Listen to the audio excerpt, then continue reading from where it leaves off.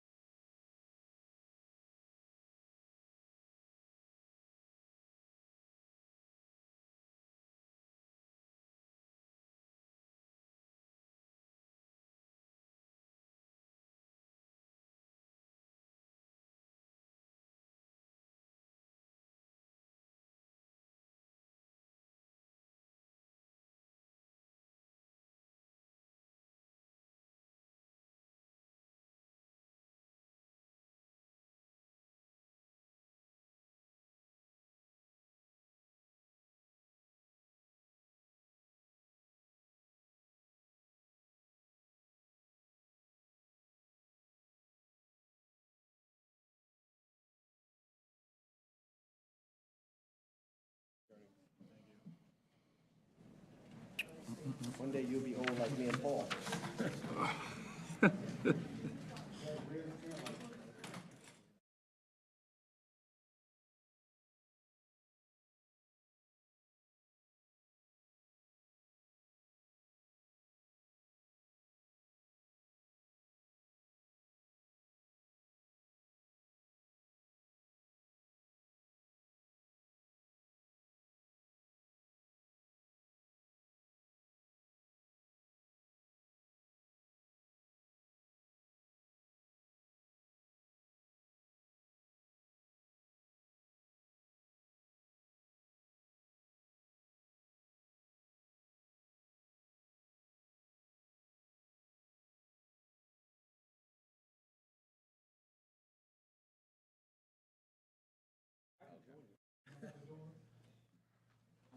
You have to bring your peppers. Recording in progress.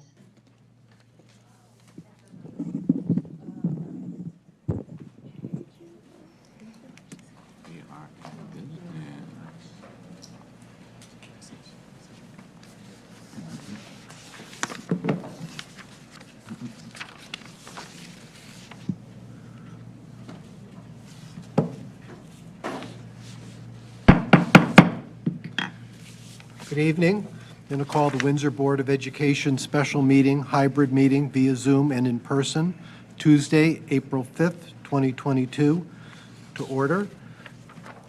We could first stand for the Pledge of Allegiance and also a moment of silence.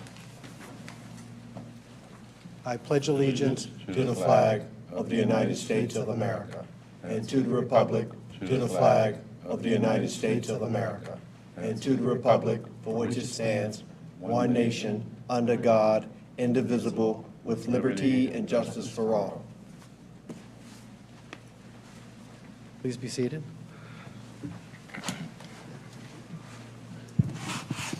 First order of business is our audience to visitor. Ms. Daly, if you'll read your script. Thank you. Good evening. This is Robin Daly from the Superintendent's Office. If there is anyone from the public who would like to address the board, you may do so in two different ways. If you are using the Zoom application on your mobile device or computer, you may enter the comments into the Q&A feature located at the bottom of the Zoom menu bar. Or you may raise your hand on your computer if your device has a microphone by selecting the participant's icon on the Zoom menu bar and then clicking Raise Hand, or by dialing *9 on your phone. You will be given 3 minutes to speak. Please state your name and address. When you are called on, you will be prompted with "You are now unmuted." For clear communication, we ask that you do not place the call on speakerphone. No comments can be made against the employees of the school district or children outside of your own. Thank you. Is there anybody in the room who would like to come and address the board? Come on, sign in and state your name. Yeah, sorry, it's my first meeting, so I just wanted to make sure. Yeah, I did no, it right. no problem. All right. Hello, my name is Malik Champlain. I live at 202 Old Village Circle in Windsor. and I had received an email saying that we were having this meeting, and I know a topic that was on there was talking about SEL, and I have 2 children that are in Pequannock. We really love that school. We love their teachers. I had an opportunity to say something to Dr. Hill about the 2 teachers, Mrs. Parker and Mrs. Mitchell. And one of the things that really stuck out to us was the fact that the pandemic has been tough. And with the kids getting back into school, and like my one daughter, she's pre-K 4, so all she knows is wearing a mask, and there's just a lot going on. And this year especially, we really focused a lot more on like the social emotional needs of our children. In one instance, my oldest daughter, who's in 2nd grade, she brought home a sheet, and you know, she's kind of been fussing at home a little bit, but she brought home the sheet and she gave it to me, and the sheet had some bubbles, and it just asked her about like how she was feeling that day, and it had some good stuff, but then it had like a comment there about her feeling sad about something, and I just didn't know she was sad about that, and it gave me more insight as a parent to have like that conversation around like her feelings, and it just led us to have more conversations. And like another situation that happened was even just having a conversation at one of the parent meetings with Dr. Mallory, and just like having more skills, I think, for me, like even as a parent, and being able to help them with their like developing kindness and empathy. Because I think my children are going to be smart, but like being great citizens is so important. Being a great friend, being able to like self-regulate, and being like aware of like socially of like when to be like a leader and stand up for somebody who's hurting, and being able to have some of that language and talk with them was just really important for me. I take a lot of like pride in trying to do the best I can with my children, myself and my wife, and I think that with a lot of the skill sets and having like an individual that the kids know they can talk to. Right, like when I talk to like my daughter Naomi, and it's like, well, who can you talk to like when you're feeling this way? This is kind of happening. She's like, oh, Mr. B, right? That like she just knows already, like identifies somebody. I just think this is so powerful of a statement to be said, and I was just very thankful for that. So I wanted to just come out here to my first meeting and just express that. Thank you very much. Thank you.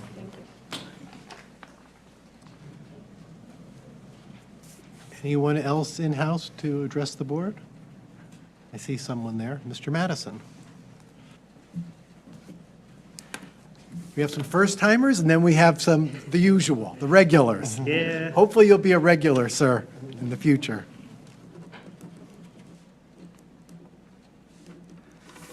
James Madison from 8 Fitzmaurice Circle in Windsor. I'm a big fan of SEL. I think it's wonderful, and I want to explain why.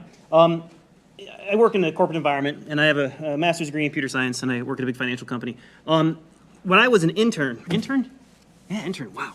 Pratt & Whitney, back in the 1990s, they sent us to basically soft skills training, and they told us things along the lines of this card that to this day I still keep it, right? And it says, maintain or enhance self-esteem, listen and respond with empathy, ask for help and encourage involvement. So that's what Pratt & Whitney taught me as an intern. A couple of years later, I read Emotional Intelligence by Daniel Goleman, very famous book, a lot of people know it. It's this idea of all the stuff you're going to hear about with SEL tonight, but again, that's a key part of being able to function in the professional environment.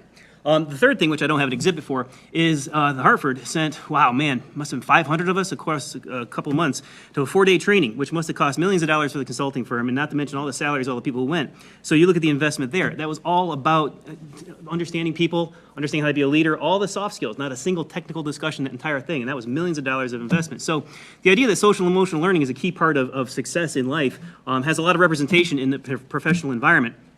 So I'm a big fan of it. I always want to separate, though, the value of something from whether we can afford it, right? So when the budget comes around, you got to ask, how many staff can we have and so on. But I just want to say, I do think it's a wonderful thing. I'm willing to say, let's have some hard discussions on budget and can we afford all the staff? That's always a separate question.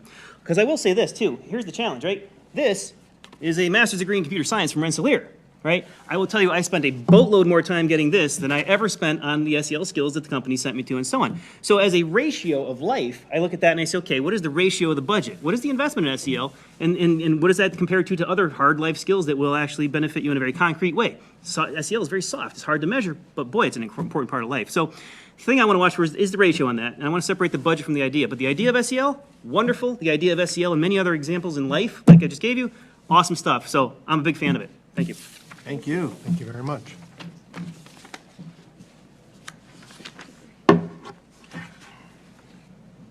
Anyone else in the boardroom like to address the board?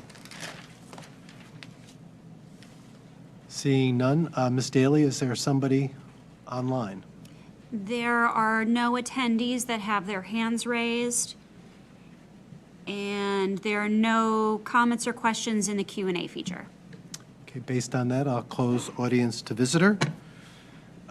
Next on the agenda, the main item on the agenda is the presentation of the social emotional learning piece, and I'll start with Dr. Hill to introduce Dr. Mallory.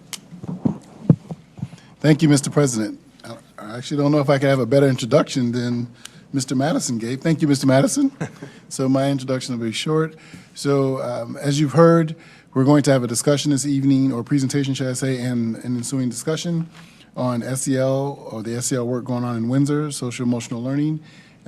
So not to waste time, I will introduce everyone to Dr. Michael Mallory, who came aboard last summer as our social emotional learning coordinator for the district. And so he and his team are going to give us a presentation this evening on the work that's being done here in Windsor. Dr. Mallory. All right, thank you so much, Dr. Hill. Good evening, everyone. I'm super excited to be here to talk about social emotional learning, talk about the amazing things that we've been galvanizing and happening here within Windsor Public Schools, and the critical need around this critical juncture of the students that we serve here in Windsor Public Schools. So I'm super happy to be here. I just want to share my screen really quick for those who are, here we go.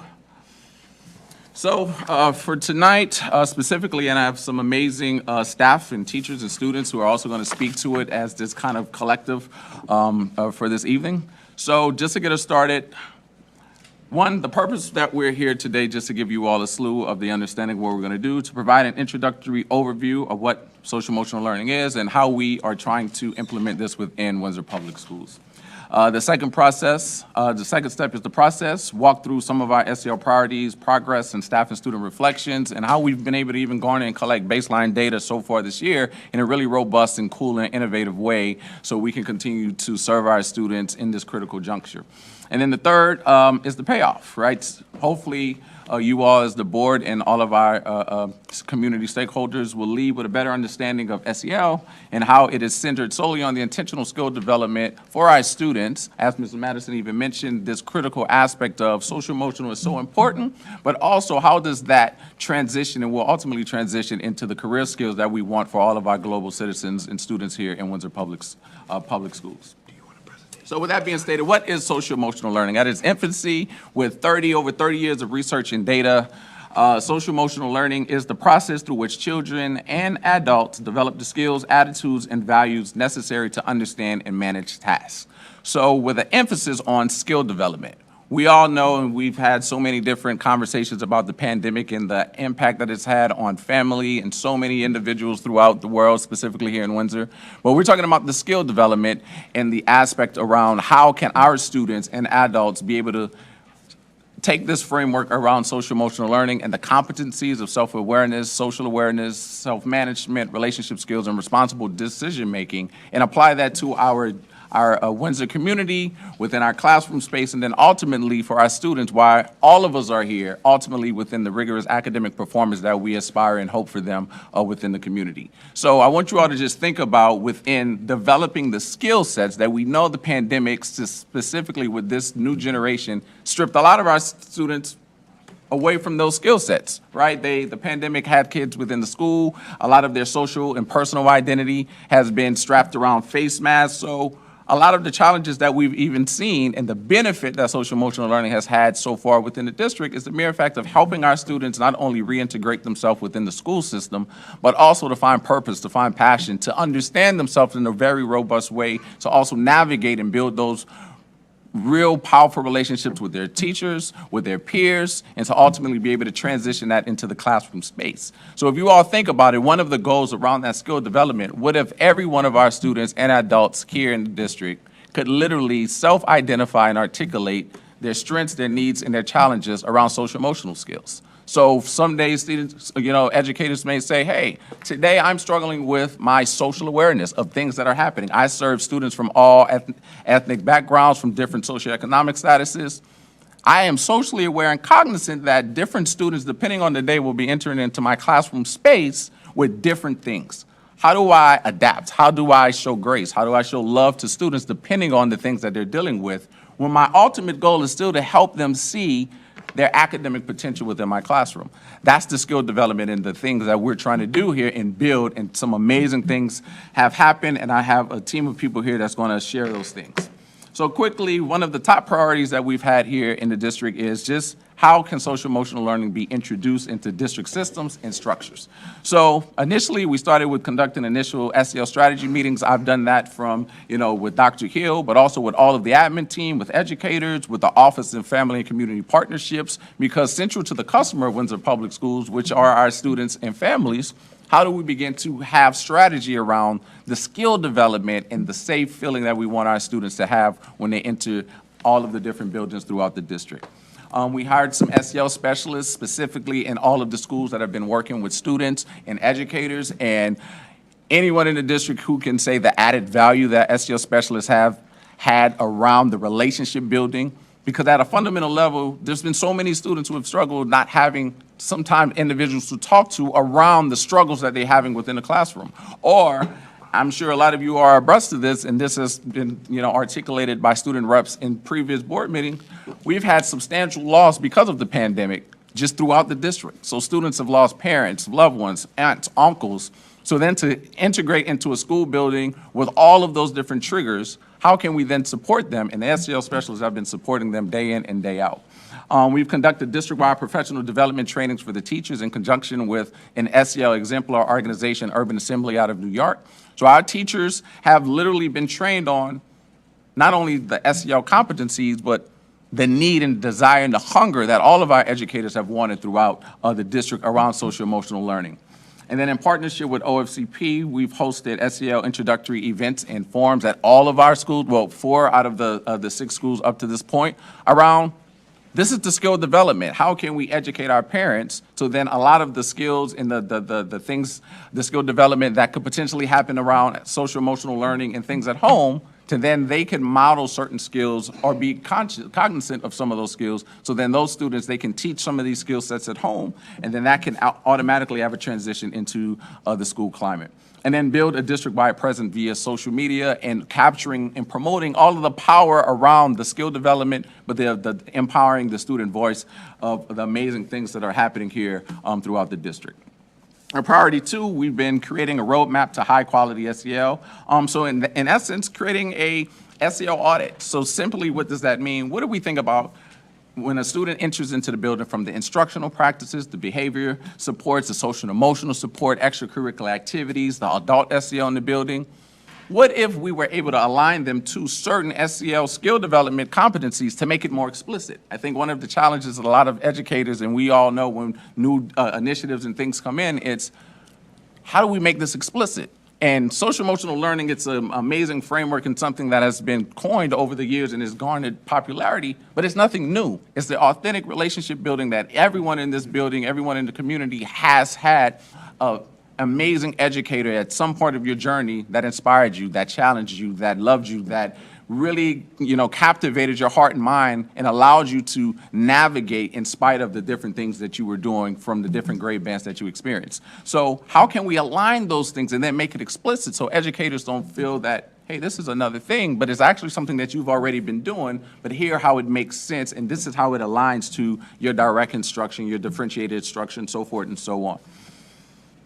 Another aspect within that, we've been in cohort 1, so a lot of the qualitative but also quantitative data, we've been able to garner baseline data from an educational social emotional assessment firm, Aperture, and they've done districts throughout the nation around these different skill developments. So observation-based, but we've been able to collect with, data from teachers and their direct instruction with students throughout the district around social emotional skills. What are the things that you've observed over the past 4 weeks, 8 weeks around these social emotional skills? And what I've loved about the baseline data that we've had, unlike other assessments or typically the deficit language that is pervasive within it, all of the data is literally centered around empowering student voice and activating student voice within the classroom. So if a teacher observes, wow, this kid needs support, I've noticed throughout my differentiated instruction or just throughout the day that this student has been disengaged, has been reserved, has been potentially acting out. How do we intentionally capture that student and then intentionally work around the skill development so then we can get them back healthy, happy within the classroom, so once again, the academic performance can happen. So this is quickly this slide, and we can talk about this later for the essence of time, but this is just some of the data of some of the baseline data that we were able to garner, and this specific slide has data around K through 8. So we just look at October, right? All of the students that transition, if you just look at the red, the need for support, we've had a lot of students at the different grade levels who had needed substantial support around just social emotional skills. Hey, I've never been into a building in 2 years because of the pandemic. I've never been able to socialize with friends. I've never been able to do these things. And we've been able to see and assess this data in a way to then leverage SEL specialists, leverage the educators, leverage the admin within the building to then be able to support those students in a way to once again, optimally, we can have all of our students and teachers be able to identify the strengths, needs, and challenges of the students. How can that then continue to make the impact within the classroom? So then when we just look at the second baseline data we collected in February, when we look at the green, the strength, right, starting off in the beginning of the year, we had some students who modeled this behavior, who were engaged in the classroom. They had different situations. In February, we were able to see that we've had substantial increase by the intentional skill development and impact that we've had with students and teachers buying into the skill set and the social-emotional competencies. So that's just a little aspect there. We can delve into it more, but the baseline data to quantify the aspect of it is how can we real time be able to assess these things, but then triangulate that in a way so then now if we reimagine what parent-teacher conference looked like, it's more than just a progress report. Hey, I've been noticing these things have been happening with your child, and I want to support your child. I see that in the first quarter of the year, your child lit up and was excited about school, but some in Q2 or Q3, maybe they're disengaged. How do we then not penalize that child or have any deficit language, but reimagine and re-inspire that child based off of intentional support and skill development to then get them back into the classroom? So priority 4 has been the teaching commitment, academic instruction, and classroom climate to support and foster SEL. So we've had over 2,000 walkthrough data with our building admins, so principals, APs, instructional coaches within the school who have just gone through their regular walkthroughs to observe certain data around things that are happening within the classroom. So for just quick understanding, 67% of the times that admin have walked in, and have noticed direct instruction or things happening, there's been evidence of positive relationship building students to students, right? So seeing that growth and saying, okay, well, how do we get that to 90%? How do we get that to 100% within the classroom experience, the students challenging each other in a real powerful manner? 68% evidence of positive relationship building students to teacher. Right? So students are actually showing up and available in the class 68% of the time and seeing that positive interaction.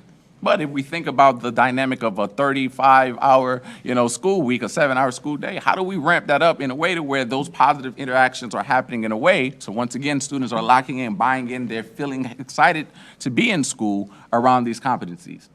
And then 80% though, which I think is the biggest aspect, over 80% of the teachers in this district have already articulated that we want social emotional learning, that would have a direct impact on the academic performance of this district. They feel like they want more time because they understand it. How can we build and emphasize all of the rigor and the things, which is highly important in the academic performance if we have students who are disengaged because of so many different things? Do we either take the moment to be intentional about the skill development, or do we remove those kids out of the way to where then that potentially leads to more disengagement because they might feel as though their teacher doesn't want them in the class because of these different standards and things? So we're going to get to the standards and we're going to increase academic performance, but how do we inspire that feeling? How do we get that buy-in? And teachers are saying, listen, I can tell you, we can focus more, just have even more time within the span of our day to focus on these things, then we're going to have our students wanting to engage and wanting to lock in even more within that process. And then priority 5, introduce SEL authentically to family and community partnerships. And our district coordinator, Ms. Christina Morales, is not here today. She's a little under the weather. But the vision of the whole Office of Family and Community Partnerships to increase student achievement through improved collaborative partnerships and to develop that capacity. How do we break down certain family barriers around some of the skill developments that family have around not only just the social and emotional supports that they may need, but that their students need on a day-to-day basis, right? We know that all families have been impacted in a particular way. So we focus on the strategic collaborations of, a lot of teachers have been excited about the social emotional component of teacher home visits, right? What more building a relationship with families to then go visit a family and understand the different connections around that. So there's so many core strategies of the collaborative, trusting relationships, high quality learning practices, family and school capacity development, and really trying to empower our families so thus we can empower our students even more and we can continue the positive movement and activity that's been happening within our school. And I think many people in here, I know some of the board members have come to some of the social and emotional and family partnership events that we hosted, most recently the phenomenon known as social media, right? A lot of our kids, because of the pandemic and having smartphones, but then being home, right, their self-awareness is off. Their social awareness is off. But how do we understand even the tool that none of us have ever had to navigate this world, this complex world that they're navigating with smartphones and technology, and then the transition that that's having directly within the classroom. So with that being stated, and we can go even more into it, but I have some real-time people here, some SEL specialists, students, and teachers. So I would call Mr. Batchelder, Mr. B from Pequannock, just to speak a little bit on some of the things that he's been engaging with students as an SEL specialist at Pequannock. So, Mr. B, thank you. Can I stand? Is that okay? Okay. So my name is Sam Batchelder. I'm the SEL specialist at Pequannock. I'm going to talk to you a little bit about the impact and progress that SEL has done at Pequannock over the past several months, and I'm just going to tell you what I've been doing at Pequannock centered around SEL. So talking about lunch bunches, this is something I do with, at lunch I'll take a couple classmates from one class and a couple classmates from another class, and we'll have lunch together. I'll ask them how their day's going, we'll talk about what they did over the weekend. I'll read them a story that has to do with kind of SEL competencies. We'll talk about the story, talk about what we learned from it. It could be a story about, maybe a kid who had to find a way to make herself calm down in class or find things that made her less angry, and we'll talk about it and what she did and the choices she made. And it's great, and the kids love it. The impact has been tremendous. I have a lot of kids asking me, oh, can I be in this lunch bunch? Can I be in one? They really love it and they want to do it, so it's great. The classroom lessons, this is an opportunity for me to go into classrooms to actually teach SEL lessons. It will be, I may read them a story, or I may actually do a full room lesson where we move around the room, so I may ask them a question like, how do you feel today about your classmates? And they're feeling frustrated, you go to the back end of the room. If you're feeling happy, you go to the front of the room. So they get to see how they're feeling about them classmates and feeling about each other, and then we'll talk about it. So it's a great way for them to kind of learn these SEL skills, and it's also it'll be a new face and a new kind of voice to come in and give their classroom teacher a break, and they get to hear it from a new person, so it really sticks with them more, and it really helps me connect with the students too as well. And then the next, I do a Mindfulness Mondays. This is where I'll send a video out every Monday to all the teachers at the school, and they can show it in the morning to their classmates. This is a video that just really helps them calm down and focus and get ready to learn for the day. So I know after the weekend they really got a lot of energy, they need to get that out, so maybe a video of, maybe like a cartoon character practicing belly breaths or counting to 10, and they'll practice that and they'll be able to kind of calm themselves down and be zenned out and focused for the day, and I think it's been really helpful. Another one is the STAR tickets. This is just a system where we give tickets to kids that are practicing these SEL skills. So it has on the actual ticket like being mindful of others, working hard, being kind, making good choices, and they'll get these tickets when they practice the SEL skills in the classroom. They'll put the tickets in a box out in the hallway, and then at the end of each week on Friday, I pick 3 names out of the box and read them, on the announcements, and they'll come down, they'll get a prize. So they get to hear their name, they get to get excited about SEL, they get excited about getting these tickets. And then at the end of the year, we get a school-wide reward if the bucket fills up, so they can get like a movie day or a pajama day, and they get really excited about that too. And then lastly, I do SEL Star Class of the Month. This is where we pick a class of the month each month that practices the best SEL skills, and they love this. I mean, we announce at the assembly, so they get a poster, we bring it to them, and this gives them a sense of pride in their work, a sense of accomplishment, and it really gets them excited. And here are just some pictures of SEL at Pequannock. There's some pictures of the banners, pictures of kids playing and working well together, and a couple pictures of them holding their star tickets. Thank you. Thank you, Mr. Batchelder. Next, we'll have our two SEL specialists from Clover Street School and briefly speak on just some of the amazing things and a lot of the trends that they've seen right there at Clover Street. So, Mr. Morgan, Ms. Foster.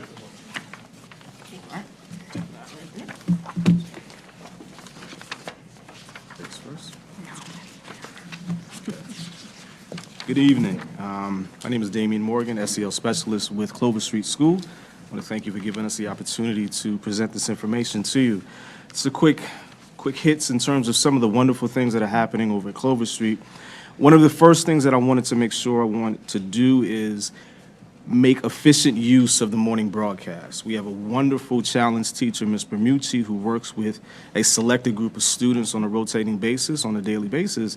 And what they do is they record a morning broadcast. They call it WCLO News. Some of you may have seen it on social media. And it's a wonderful opportunity for the students to take ownership of announcements that are happening on a daily basis within the school, and just an overall excitement to get the kids amped up for the school day. So one of the things I wanted to talk to Ms. Bermucci about was to figure out how can we implement and include SEL programming in the daily broadcast. So what we've done is every single day the students actually will give updates on SEL. They will identify and specifically address one of our targeted SEL competencies on a daily basis, and they'll also share an SEL quote. What we found with this is by having this information disseminated to the students on a daily basis, the language gets into their minds, and they're constantly able to hear, this is what self-awareness is. This is an example of social awareness. This is an example of responsible decision-making. And it's a good way, like I said, for them to get used to hearing the terminology, so that when Ms. Foster and I are able to actually go into the classrooms and work directly with the kids, and I talk to them about self-management, they're not hearing it for the first time, because they've already heard it in terms of some of the daily morning broadcasts. And I'll let Ms. Foster talk about our comm corners that are taking place in all the classrooms. Good evening. My name is Nicole Foster. I'm the other SEL specialist at Clover Street School. And one of the initiatives that we started this year was to ask each teacher to create a space in the room where a student who might be going through a difficult time and not able to engage in the learning could remove themselves to take a short break in order to refocus. Now, I know we all know as adults that there are times when we need a 5-minute break. And by teaching our students how to both acknowledge that they need a break and manage themselves in a small space that's designed for it, we're really empowering our students to stay in the learning environment and to take a moment to collect their thoughts and their feelings based on whatever they might be going through and re-engage when they're ready. And so every single teacher at Clover Street School has a dedicated space in their room. It is a corner of the room that is not in the direct path, and that allows students to feel some sense of privacy, but they're still learning and hearing what's going on. In the comm corners, we have materials to work on those SEL skills. There might be a list of different emotions that the student can identify what they're experiencing, and there may be a list of calming strategies, some of which have already been spoken about, things like taking deep breaths, finding something positive to remember. We teach students about the size of their problem. Sometimes their emotional experience versus the actual experience of what's happening might not connect. And so by teaching our students to check in with themselves about those things, we can really empower our students. It has been largely successful. All the teachers have participated. The kids love it. And it's really allows them to stay in the learning environment and continue to be present and feel part of their community even when they're going through a struggle. We also, at Clover Street, we have a very unique schedule where as SEL specialists, we provide teacher coverage first thing in the morning, at least 3 days a week. We provide this coverage while the classroom teachers are participating in either STEM or humanities professional learning communities first thing in the morning. So in a time period where they would normally be welcoming the students into the classroom, doing attendance, doing breakfast, doing lunch, and then doing the morning meetings and the broadcasts and the morning circles, Ms. Foster and I will take over that responsibility from the classroom teachers so that they can participate in their PLCs, like I said, either with STEM or humanities. What that allows us to do is, again, it gives us an opportunity to implement SEL programming, specifically when we're dealing with the students in the morning. Because if you know how kids are, regardless of the age, there's a certain level of energy that they bring into the classroom. So one of the things we have to do is kind of obviously we greet the kids with love, with warmth, and then we have to kind of get their day off to a good start. So we do the attendance, and then we will make sure we take care of the lunch attendance. And then we have an opportunity to just get the kids started with their morning work, whether it's reflex, whether it's what else do they use? Or whether they have specific assignments that the teachers have laid out. And then once we complete that, Ms. Foster and I are then able to do an SEL-focused morning circle. Just to give you an example, I had to cover a class this morning. In this particular pod, there continues to be an issue with students not respecting each other's personal space. Personal space is directly related to social awareness, one of the SEL competencies. So I decided to do a morning circle today in this particular classroom to get the kids to think about what does it mean to respect each other's personal space. And it was a really wonderful and a robust conversation because, one, it's with the understanding that every single one of these conversations around SEL is directly related to their ability to function effectively in the classroom. If kids are not managing their time in the classroom, if they're too concerned with violating each other's personal space, it becomes a distraction. If you're distracted, your teacher's distracted. If your teacher's distracted, the teacher cannot effectively teach that lesson. So the ability for students to be able to manage themselves, again, and I just use it as one example, is a way that you can draw a direct line between behavior as it relates to social emotional learning and how it is affected, or how it affects the actual learning environment in the classroom. I'd like to add and share what my morning circle was. Today we talked about what it means to be disappointed with my third graders. I think when we can talk about those real life experiences and provide the language to follow up with that, that is so empowering to our students. So my students all shared a time when they felt disappointed, what their emotions were around that, and then we brainstormed some ideas about how you can manage those feelings if you're disappointed. And what we can create in these morning meeting opportunities, in this SEL language that we give our students, is a kind of knowledge that I don't even know if everyone knows that they need until they have it. Until you see a third grader talk about how disappointed they were that they couldn't go on a vacation and they were sad and mad, but they know that sad and mad feelings are okay and that the trip is going to be rescheduled and so they're looking forward to that. That's a great opportunity to translate that into anything that can happen in the classroom, anything that can happen in the work environment like this gentleman shared with us. We are really empowering our students with this language and these experiences. Mr. Morgan and I have also been able to do small group work as well as one-on-one student work for students who are going through individual personal struggles. The teacher may call us for some additional support with a student that is having a hard time with their classroom, either engaging, getting their work done, or managing their emotions. We can go into the classroom and support them one-on-one, do a quick check-in, or if necessary, we can take them out of the space for a short time and see what's going on that's causing this distraction, talk about some coping skills, talk about some steps that we can take to manage the situation, and again, empower them to be able to say, okay, I have this challenge, but it's not defining me. I'm gonna put it to the side for right now. I'm gonna manage my emotions around it. And I have an adult that can help me with this challenging situation so I can get back into my classroom to do the learning. And I know Ms. Foster is going to meet with me today at lunch so we can talk about this problem, so we can work on it together. And I just want to add to that, whether we are working with students one-on-one or in group sessions, everything we do is in direct concert with the classroom teachers.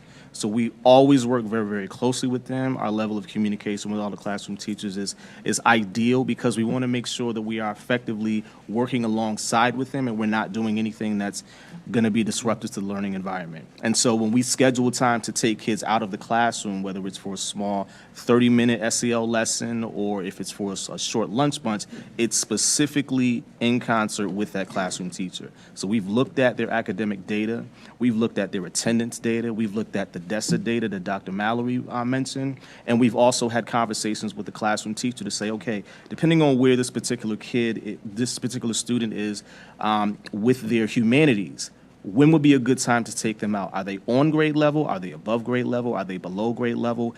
So we make sure that we are not removing them from key, important instructional time because we totally understand that our job is not to supplant the teachers, but to support them.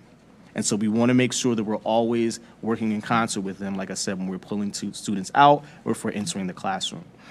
We also have an event coming up on May 19th. It's going to be our first SEL family event. I'm really excited about that. It's going to be an opportunity to provide direct information to the parents and families in the community about, number one, what does SEL look like at Clover Street?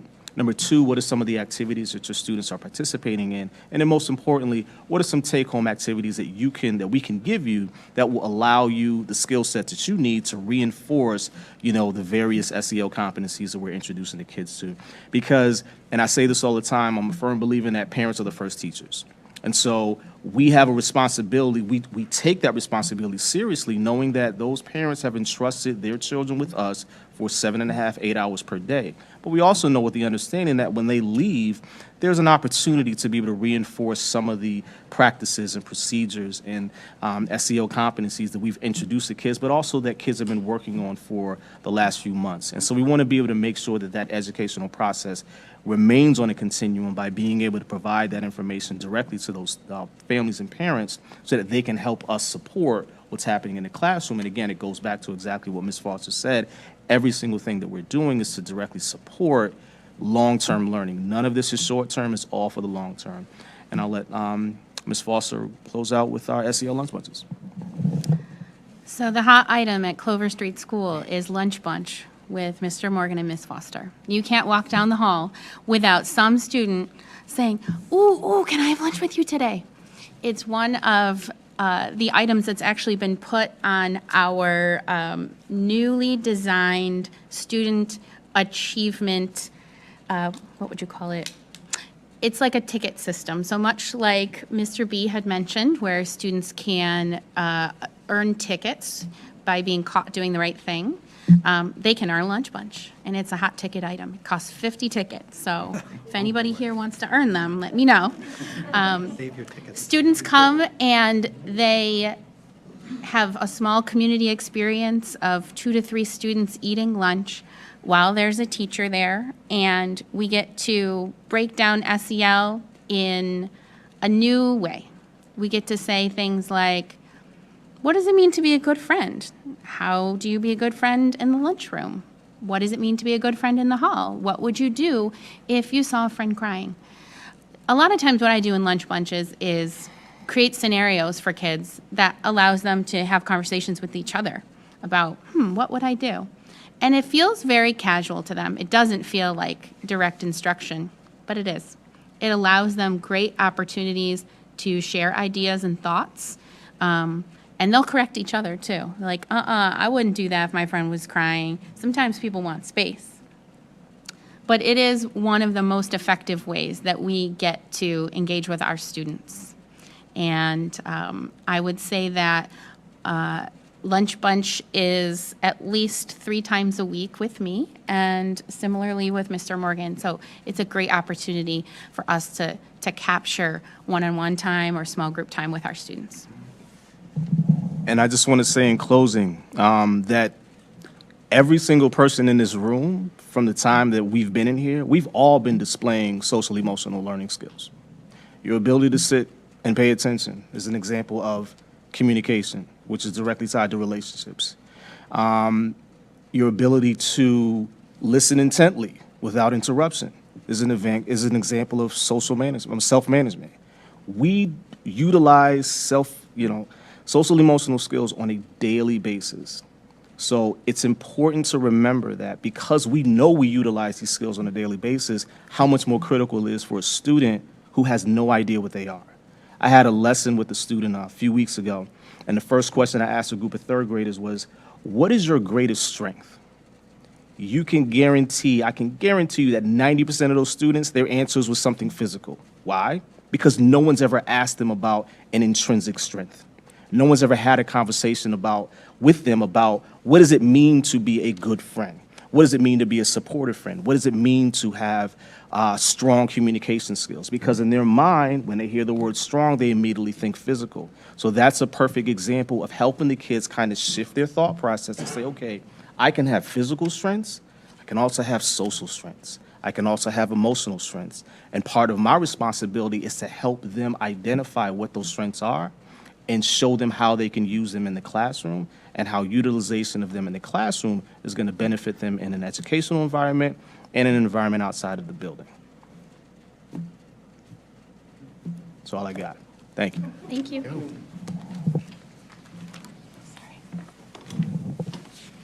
Thank you so much, Mr. Morgan and Ms. Foster, and we're going to round us out with our high school group, and then we're going to open it up for questions. But this has been some powerful dialogue so far. So I would ask all three of our high school team to come up, but we're going to start with Dr. Braze, who I think some of the board members are familiar with from earlier board meeting. Oh, we'll bring Ms. Clooney, if we could bring one more up.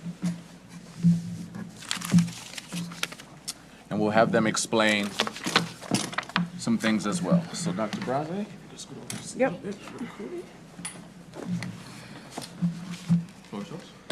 All right, thank you. I'm Dr. Braze, and I'm a science teacher in the alternative education program. And I had the pleasure of speaking in front of you for the Windsor Educator of the Year. So I think we've learned a lot and talked about the importance of SEL.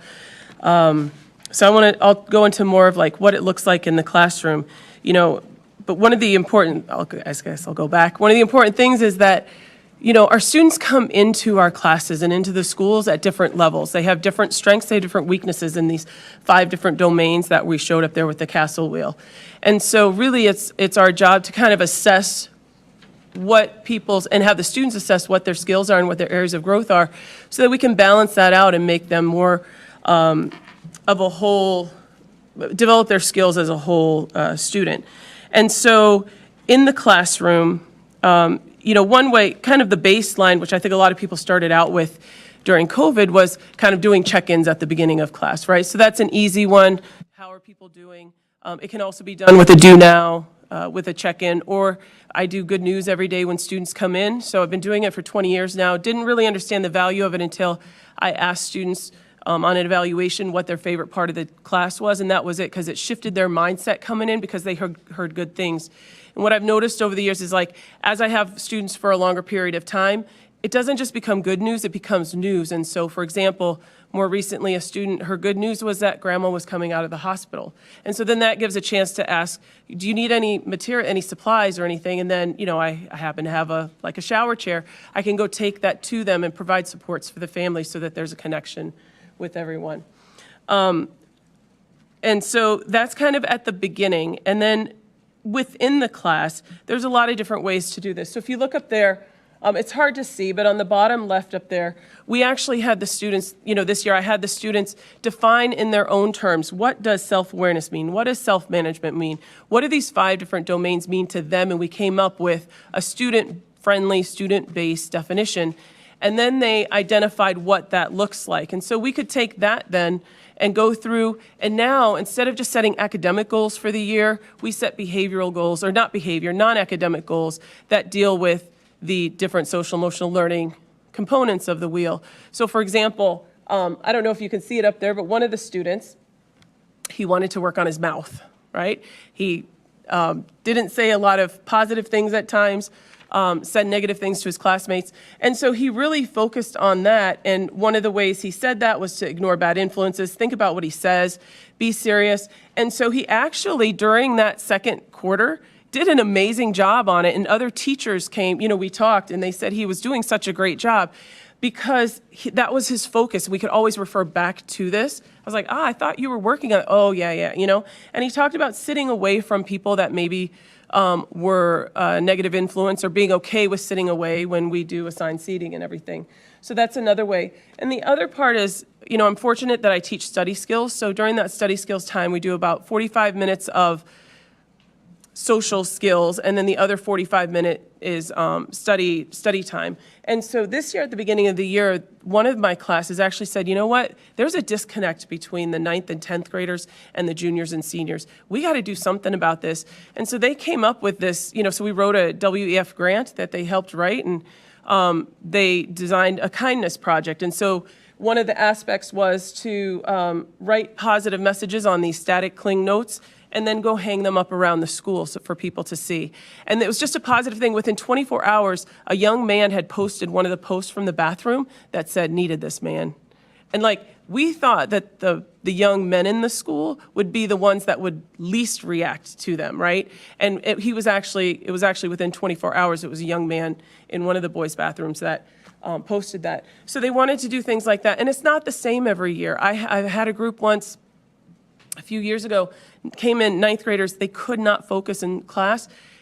They had all this baggage coming in, walking into school with. And so we ended up doing mindfulness meditation prior to the beginning of biology, because I couldn't teach them biology unless we got beyond that point. And so we started doing that. Some couldn't close their eyes, so we would play some ocean music, and they would work on a mandala or something, focus on something, but they were quiet for 5 minutes. So we could just kind of focus and center ourselves, and then I could teach more biology doing that way and taking that small time out at the beginning than I could just trying to start off and teach class. So if we go to, I think I talked about everything there. So why we need SEL. Like I said, students come in with different strengths and weaknesses. And in alternative education, we've been doing this long before the pandemic. I think the pandemic finally was like, whoa, we need to be doing this maybe for a lot more students than just the ones that have this critical need. And, if students can't self-manage, or if they don't build those positive relationships, they can't access the learning, either because they're not in class, or because they got so much going on, they can't hear the teacher, or because they're distracting their classmates, whatever it is. And so it really helps lower the barriers to education for our young people. And as the parent stated at the beginning of the session, COVID has really been tough on everybody, emotionally, mentally, academically. I think right now we're hitting a point where we're running, our stamina's kind of hit its limit. It's been 2 years since we've been in school this long, for 5 days a week. And I see it with the students. I'll just jump right into how does it help educators. I currently, teachers are exhausted. When I see them, there are teachers that used to in the past, all the way till the end of the year, they come in, they're like, hi, good morning, and happy. And they're not, that spark is gone right now, because people are kind of, like I said, hitting that wall. Because SEL, when we can encompass it and really get it going, I think it will help relieve some of that stress from teachers. Because if our students are healthy, then we can have a healthy classroom. Classroom management's easier, student learning is easier, and we can build those relationships more effectively. And if we look at, how can SEL help create a positive culture and academic experience, there's a lot of brain research out there now that talks about when you have these positive spaces in classrooms, right, it releases these neurotransmitters. And so when students feel these way, the dopamine, the serotonin and all that, then they better engage in the lesson, they better engage in their studies. I've had students who would come and take a test in my room, not because I know anything about social studies or I'm going to let them use their phone, or not because of any of that, but it was just because that space for them was, I think, probably where the dopamine and the serotonin and all that, they felt all of that, and they would do better in my room without any help, because I can't help them on social studies, it's my weakest subject, but they would do well in there just because of the environment. And then I put on here, what do we need? I just can't come up here and not talk about, like, looking beyond what could really help us. I think that we need to have clear systems in place that can help our students and our staff know exactly where students should go if things happen. We have a great student support center. We have staff in there that I've utilized before anyway. I mean, Miss G and I've been working together. I'll call her, hey, I got this student. We've been working together, but now we have a place where we can do circles, and Miss G just did one with some of our 9th graders the other day, where we can do that, and we have a great counseling staff.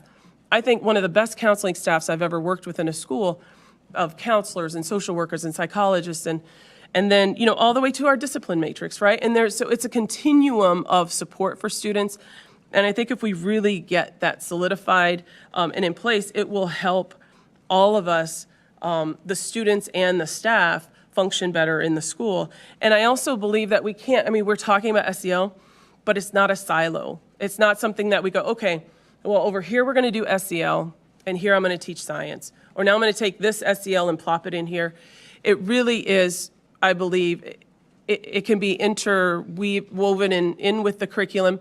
At the beginning of the year, have students, especially if they're new to me, have them do multiple intelligences. So I find out, I've had a class one year, very intrapersonal. I don't want to work with anybody. I want to work with myself. They could work independently, amazing, right? But to be successful in life, right? To do what we do in our professions, you have to be able to work with people. So I would push them, okay, I know this isn't something you're comfortable with. We're going to work on working with partners. You're going to pick 4 you want to work with. And you have a favorite you like, and maybe a second favorite, 3 and 4 are a push, but we're going to do that. I'm going to push you outside your comfort zone because that's where we learn. And so, but again, it's different for every class. You have to know your students, but it's not something separate. And the other thing is, Dr. Mallory talked about at the beginning of the year, we had introductory professional learning.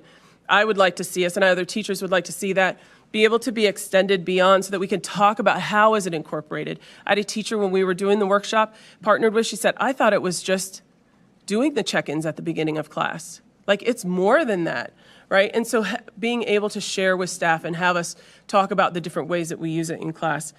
And, because ultimately, if the students don't have these skills, they can't access their learning. These skills allow them to then be successful beyond high school and college and career, whatever they choose. And I just want to share, I have a quote on there. So there's a young man who graduated a couple years ago who was going through a lot in October. And this is where the social emotional learning piece is just so integral, because he was mad. He would get mad at me at times because I would ask for teacher meetings because he was having difficulty in all classes. And his former classmate reached out to me and said, hey, can you reach out to the student because he's having a hard time right now. And so this is, mind you, 2 years after they've graduated. She reached out. So I reached out to the student and said, hey, is everything going okay? And at one point he said something about, like, I taught him a lot. And I was like, oh, what did you learn from me? And it wasn't the science, right? What he said was, it helped me open my eyes and made me see things differently. I had more self-control and stayed out of trouble. And this is a young man who had lots of trouble in 9th and 10th grade year, who now looking back, and who did well junior, senior year, especially senior year, but who his friends are still looking out for him that were in that class, that were not friends prior to having class together, who he realizes the importance of the things that we did in class that were not science related. Like, he didn't tell me, oh, I remember doing the Punnett square and how to do a dihybrid cross. That's not what he remembers. He remembers being able to work through some of these skills and develop these skills so that he is a more successful adult now in his life.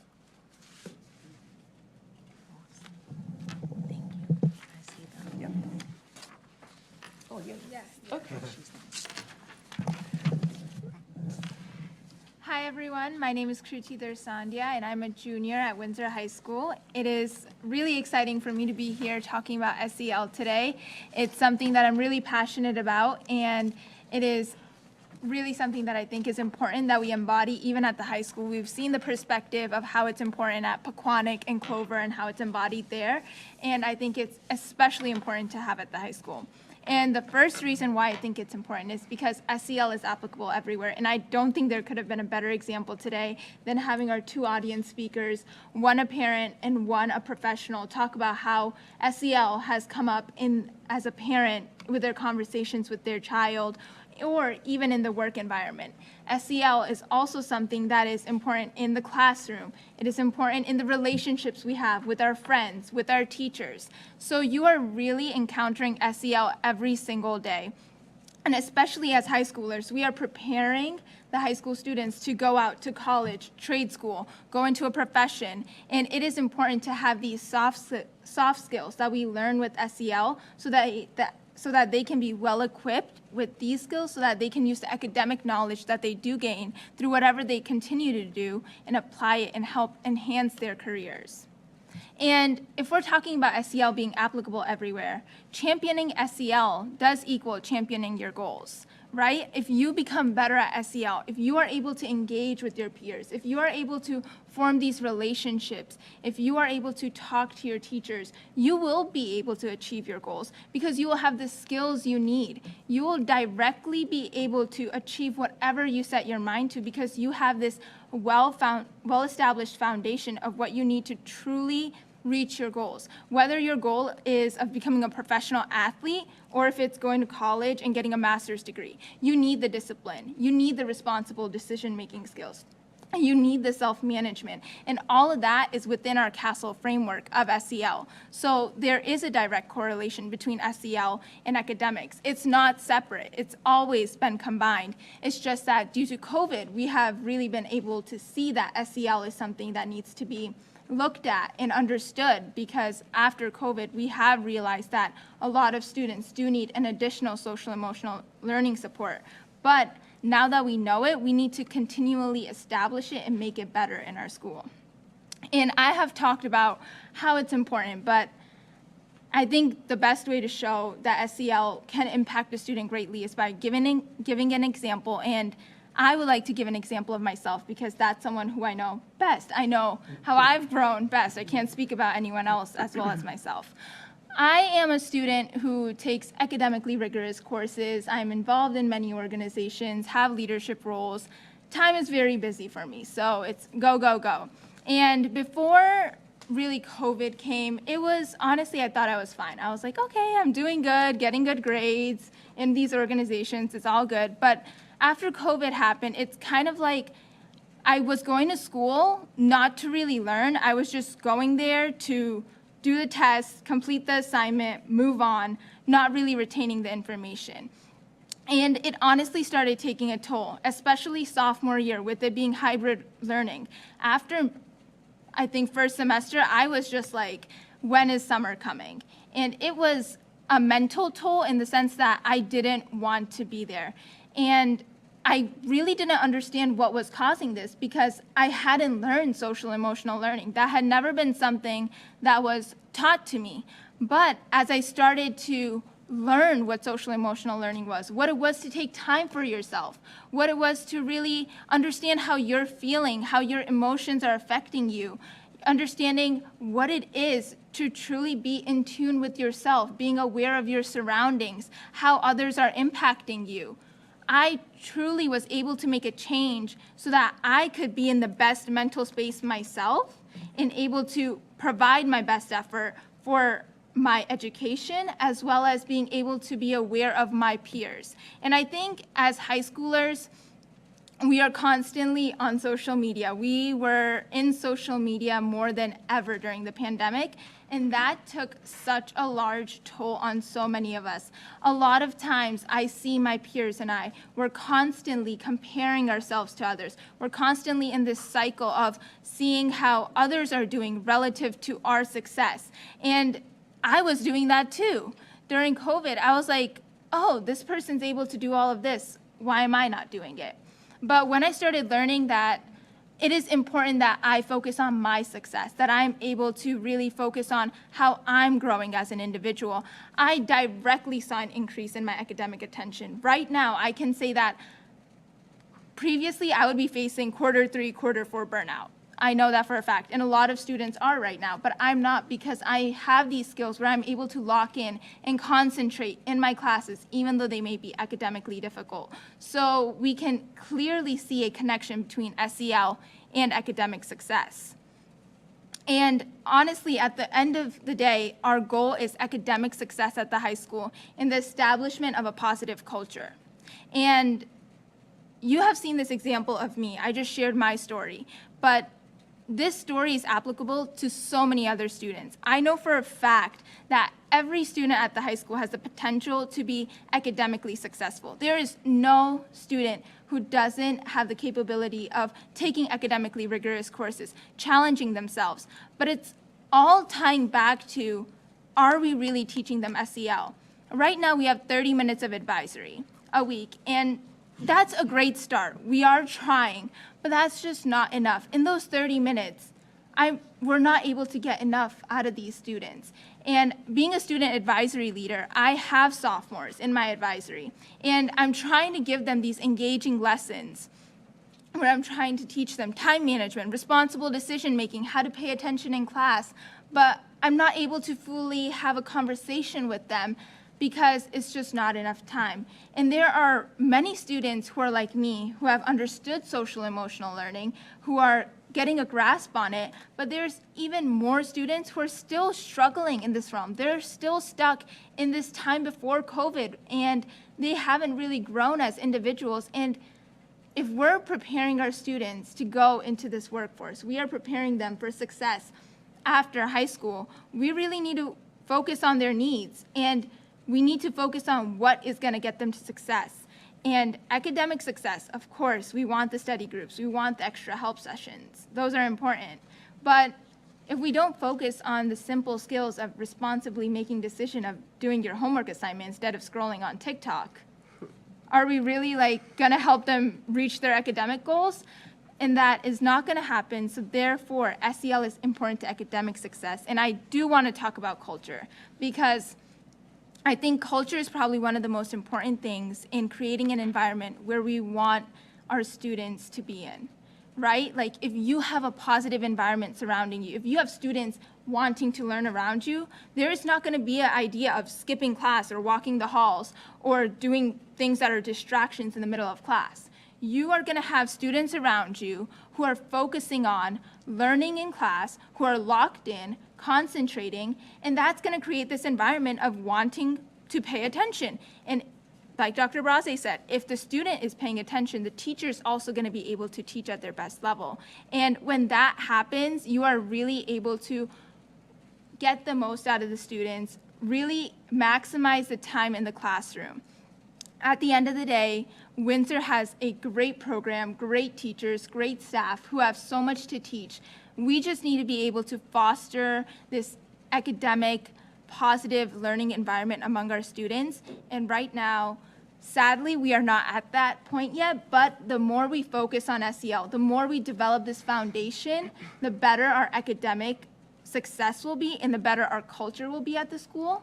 And I truly believe that the SEL aspect is the key to the opening of such great activities for our students. And I wouldn't be here without some student perspectives from other students, because I'm not the only person at this school. There's 1,200 other students. So I did do a little survey, and I picked out just 6 statements. I do have extra copies, so I'll give them out.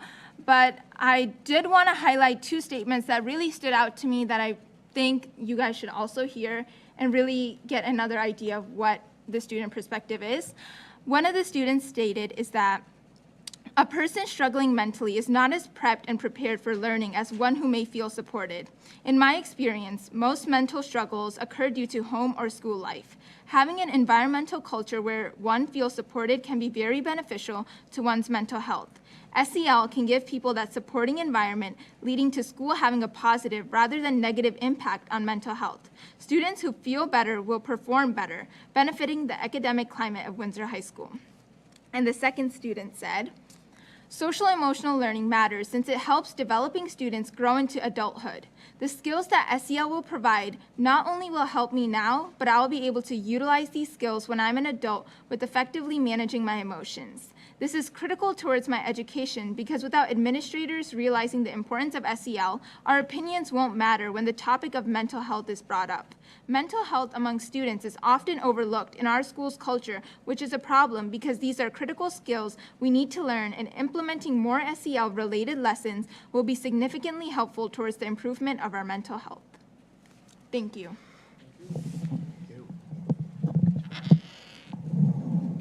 Good evening, Melanie Gutierrez, Student Support Center Coordinator.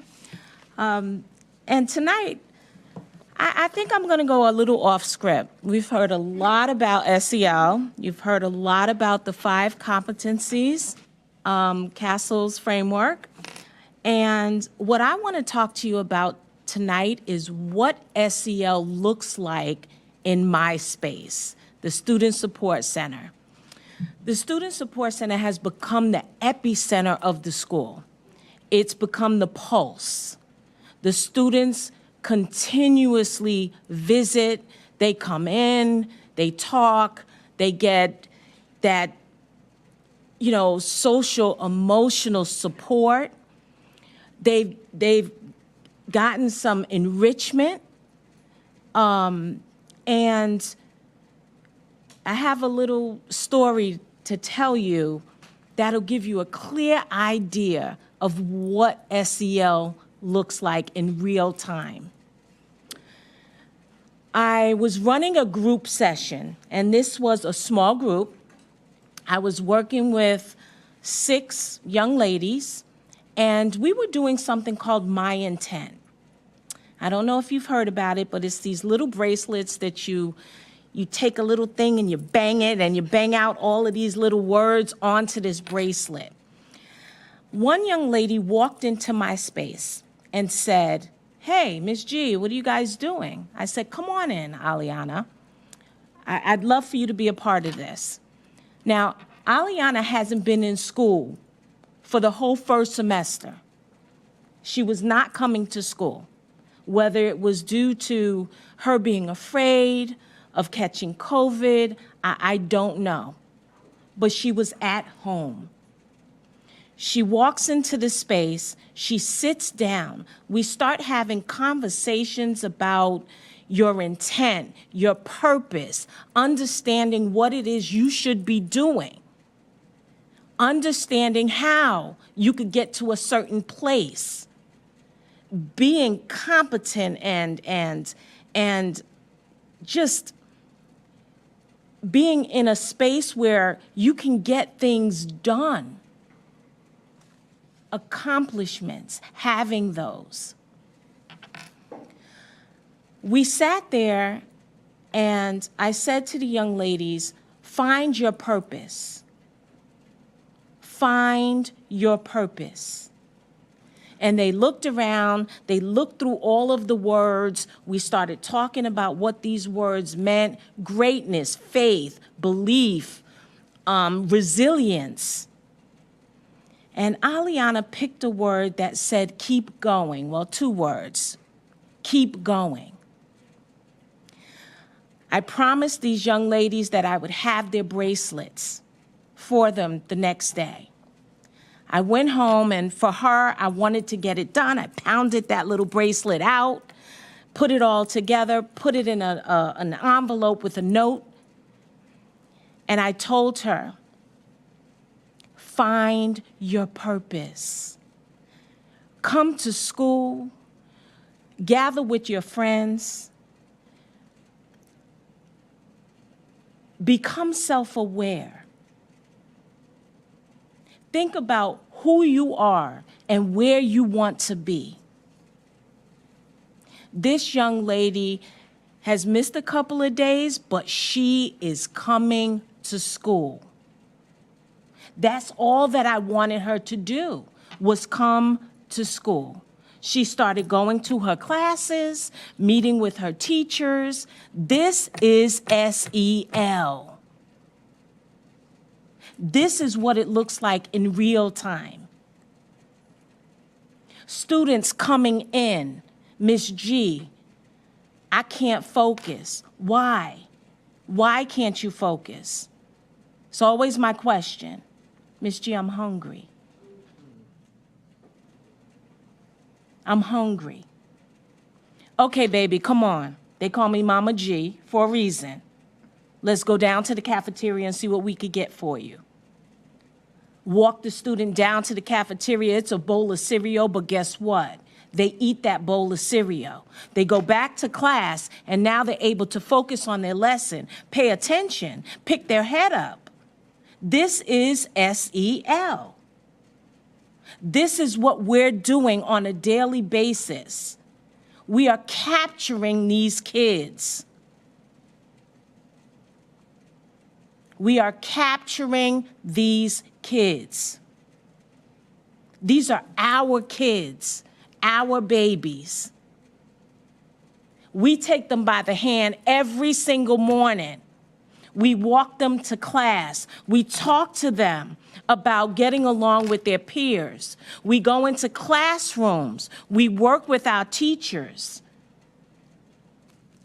We have teachers calling us saying, I have a group of kids who don't get along. They don't get along. What can you do to help me? Bring them on down. Let's plan. So what we do is we design a program specifically for that class. And once they come into our space, they get full lessons. Full lessons.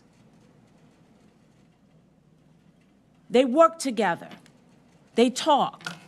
They figure out what is the problem, the challenge. How can we fix it? Let's get to the root of it. We weed it out. We play with it. We mold it. We name it. And then they come to a consensus. They can go back into their classrooms and now focus. These are your children. Maybe your grandchildren. We are picking them up by their hands and we are walking with them. We are meeting them where they are, hurt, scared, in a society that is a mess. We're meeting them where they are and we're lifting them up. That right there is SEL. Thank you.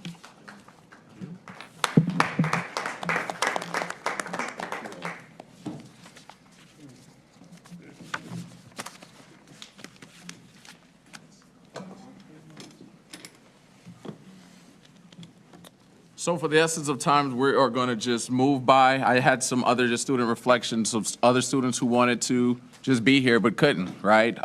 You know, learning SEL is everything to me. I now understand that I'm really good at maintaining good relationships with people. A Windsor High student, class of 2022. Another student, class of 2023. I'm a very observational person. I'm always in tune with myself, which is why I consider self-awareness my strongest SEL skill. Learning these skills should be mandatory for all students. Every day I attend school, I really enjoy showcasing and working on my self-management skills. I know what I need to get done to be a successful student. And it just goes on and it goes on and it goes on.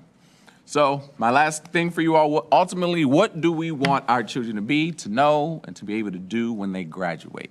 And can these SEL skills and competencies support that in building not only a better Windsor Public Schools, a better town of Windsor, and ultimately global citizens that will go on to do amazing things? So with that being stated, any questions? Thank you all for our time. Hopefully this was not too long for you all, but if there's any questions for myself or any one of the guests and SEL specialists, teacher, student, please feel free to direct it that way. Dr. Hill, thank you.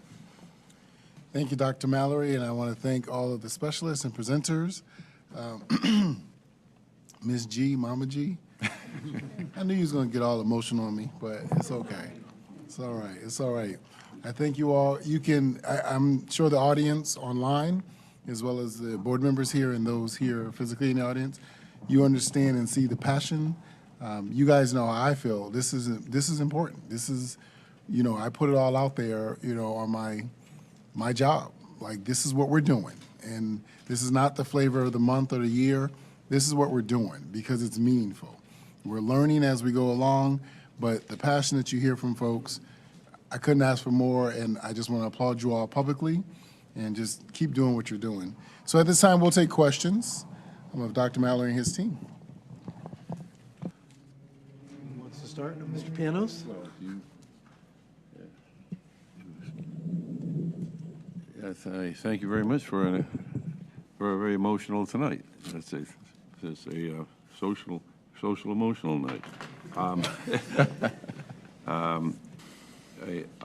I noticed that the theme that seemed to come together here is that you're teaching them to take, like say, control of themselves, and that because there's a lot of emphasis in society about going and doing for others, but if you can't do anything for yourself, you're not going to be any good to anyone else.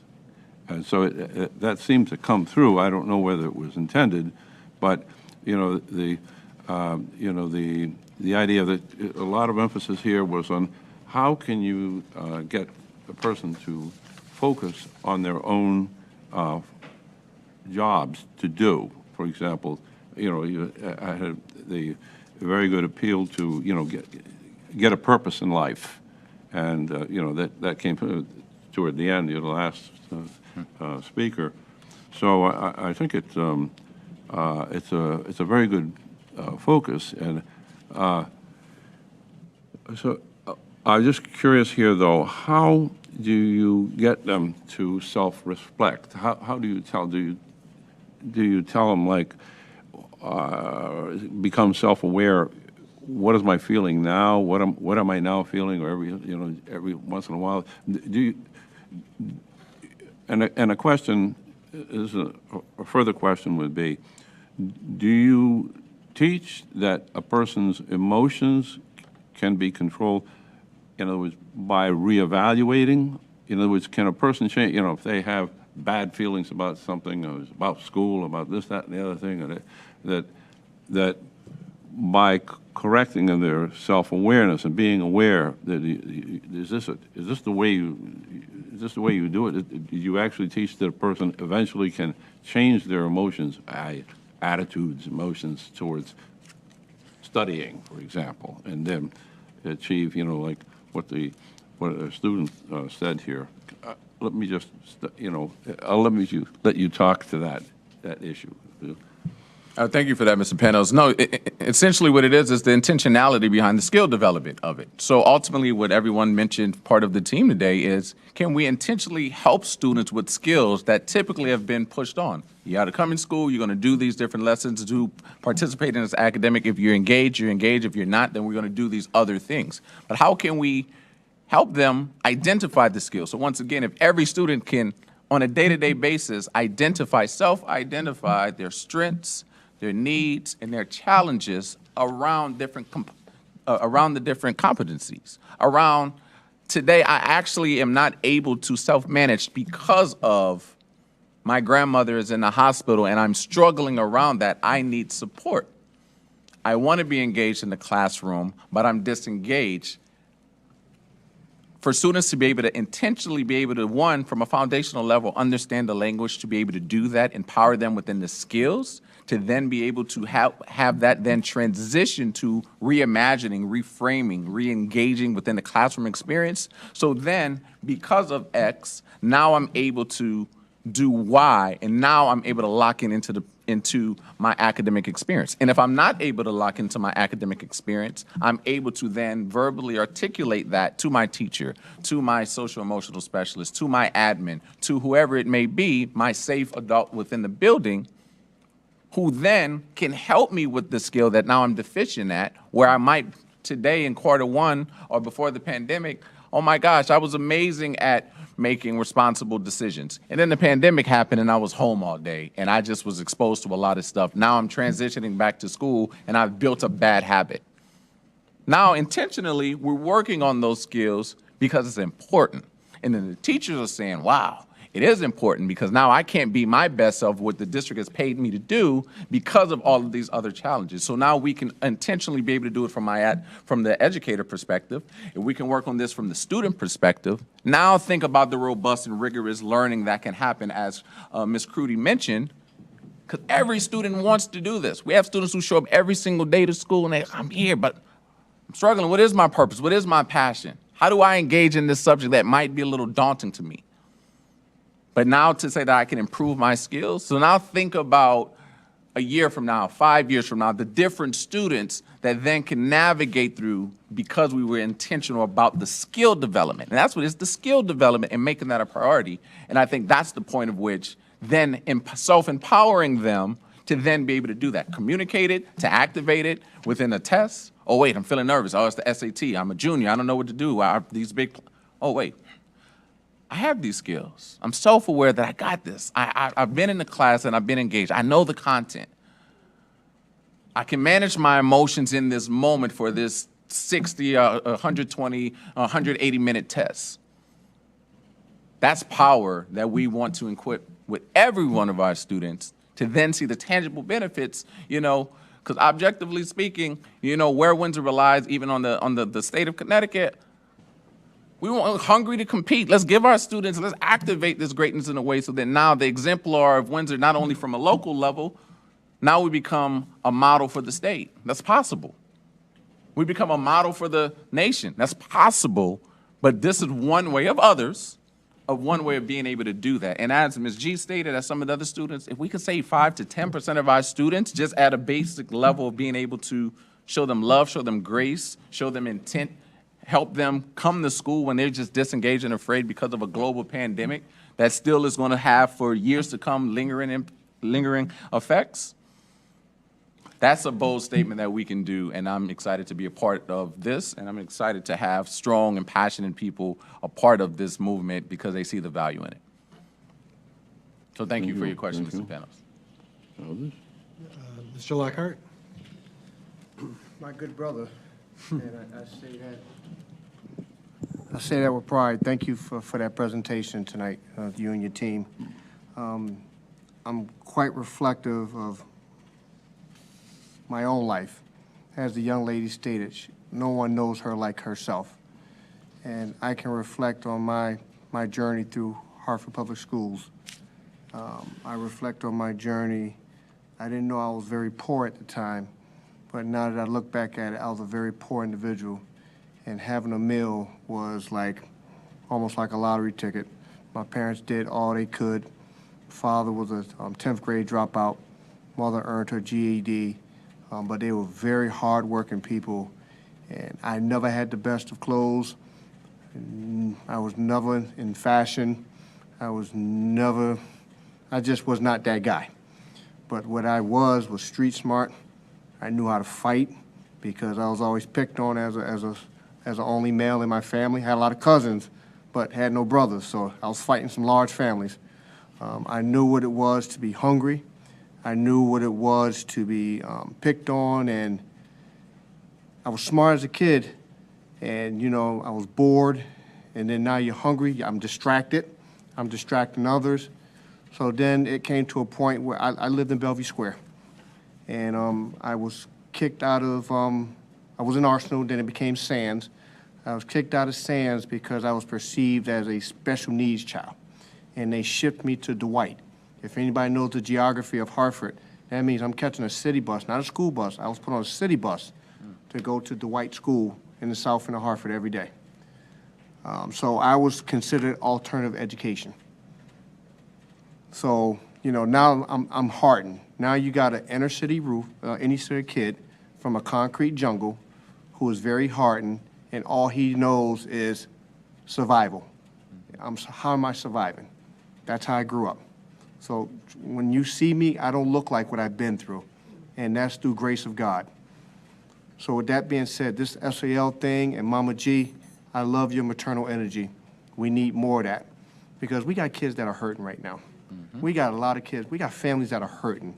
We got a lot of mothers and fathers that want to do best for their children, but just can't and quite frankly, just don't know how. It wasn't there for them, and I'm all about breaking generational curses. So a lot of people is going to say this SAL is, it's whatever. That's fine. I'm not going to marginalize your opinion. I can only speak about my life and how this could have been helpful for me. I have plenty of scars. I can tell you times where I've been hungry many a night. Didn't know where my next meal was coming from. There's kids in our school system today in 2022 that are going through that same life right now. We are the richest country in the world, and we got people that are hungry. We have adults that are hungry. It's just, I just can't so to my point, I was considered alternative ed, and I was just pushed to the side. I was just a statistic. What are we doing for those kids? I heard what you said, what you're doing for the ones in our buildings. What are we doing for our children are at risk that are considered alternative ed? What are we doing for those that are considered tier 2, tier 3? And what are we doing for those families that we know for a fact that these kids are just flat out at risk, and we cannot afford to lose them? How is SEL is going to help them right now?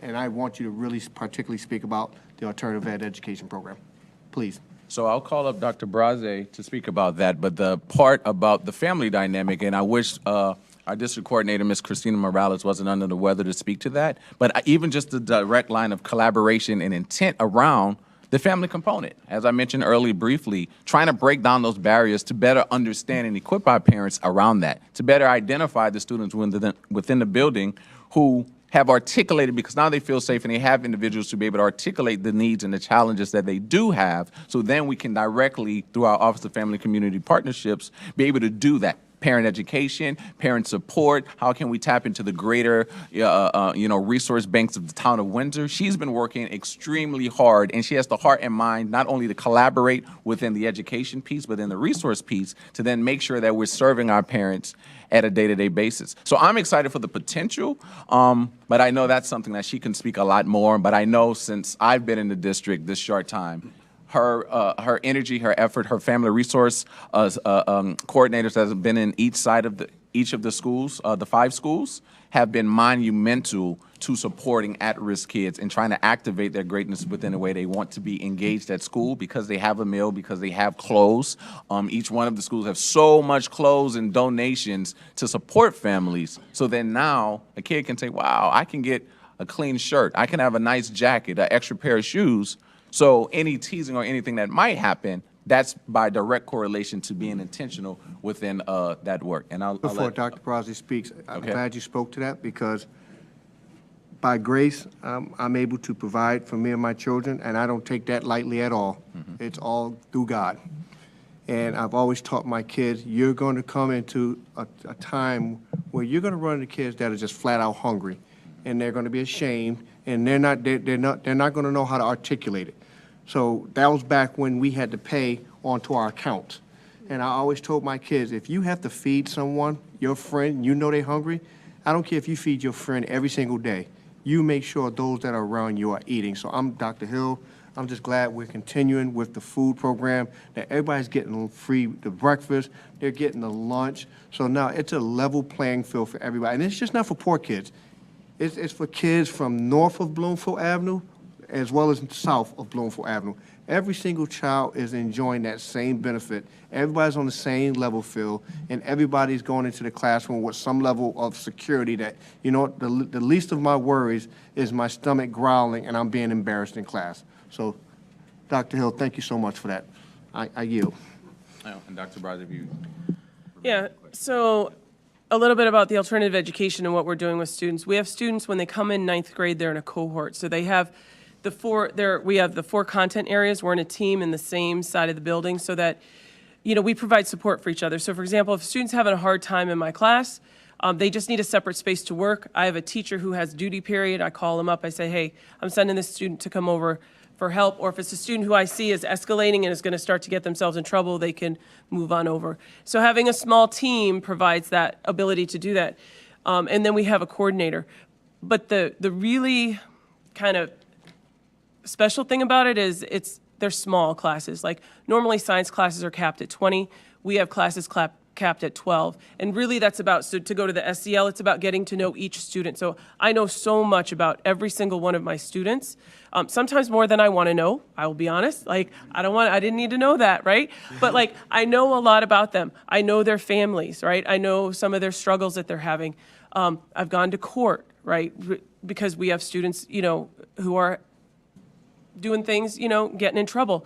And so as a team, we're able to support each other. And because we can support each other and have the adult support, we're able to support the students. We rely heavily on Ms. Jeeve and prior to the SSC and other people, safety monitors who we knew had good relationships, the school counselors and all of that. We also have here at LP students that have IEPs, right? So they have that. I will tell you, one of the things that we have thought is missing is we don't have, we are still bound by, 88-minute classes. We are still bound by the bell schedule. We're still bound by 7:35 students come in. So we have a harder time. We have study skills, but sometimes there are other skills that our students need we don't have time for. There are other structures our students need as opposed to this very rigid, the siloed classes. And so as a team, we also, we need an alternative, like a true alternative program where students can learn. Like a lot of times our students are like, well, how is this going to help me? Like they want to learn.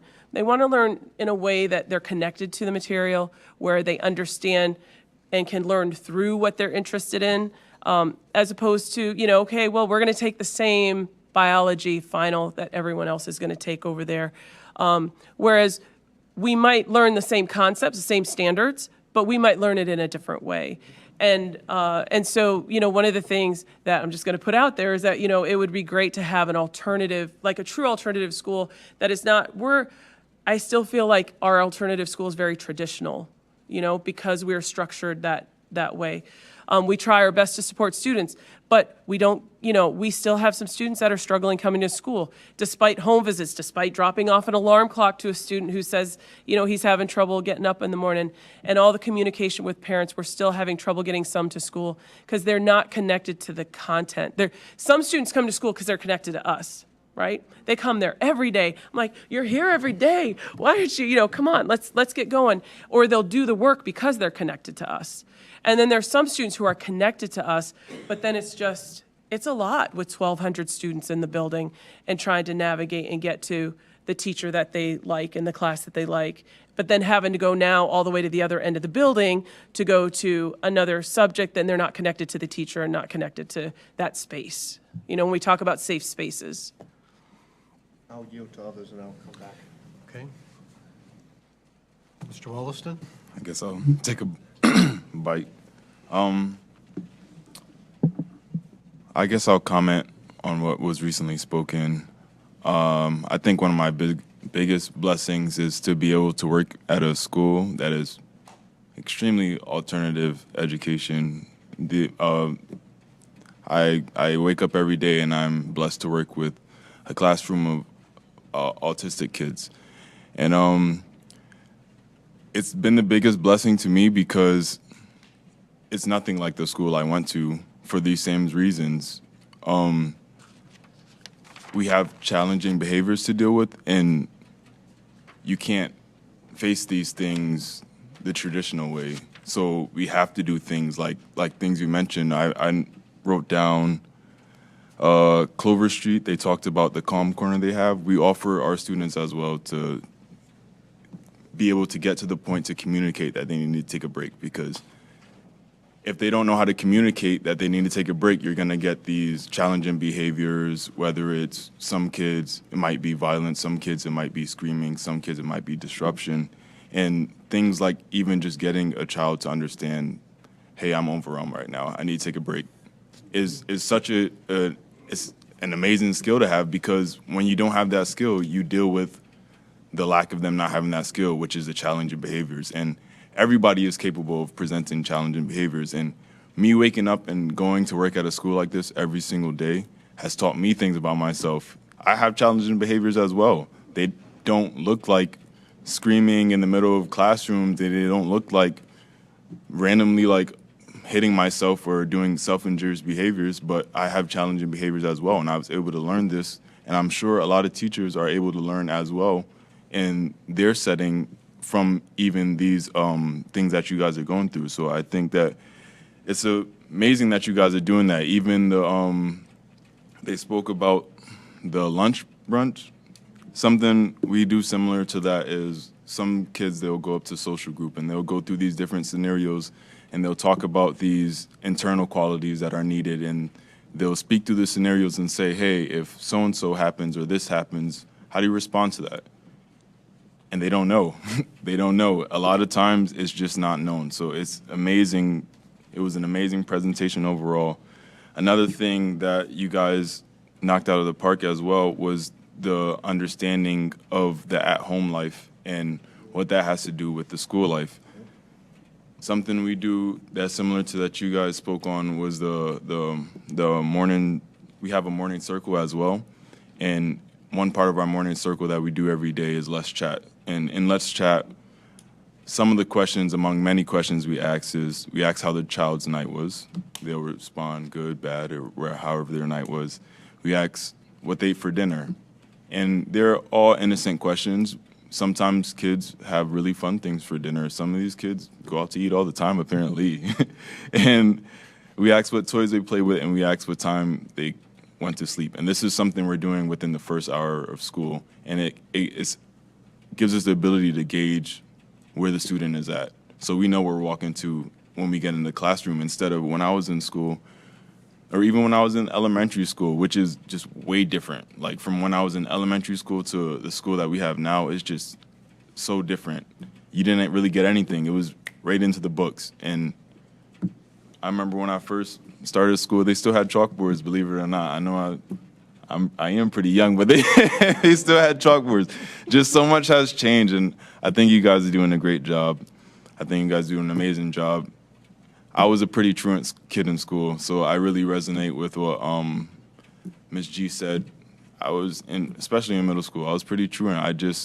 I couldn't connect. I didn't want to go. I didn't want to be there, and it was not from anyone's fault. I don't think it just wasn't. I wasn't able to get those internal skills at the time, and it took me a while to get there. And even through growing up and being in relationships and meeting people and learning how to be a human being, you develop these things. And even to my most recent experience, which is working at this school, you develop these things. So it's important that you guys are being intentional about allowing these kids to develop them even from an elementary age. So thank you, guys. Thank you. Thank you. Yep. Jill, I know you've been waiting patiently there. We have one of our board members who's online.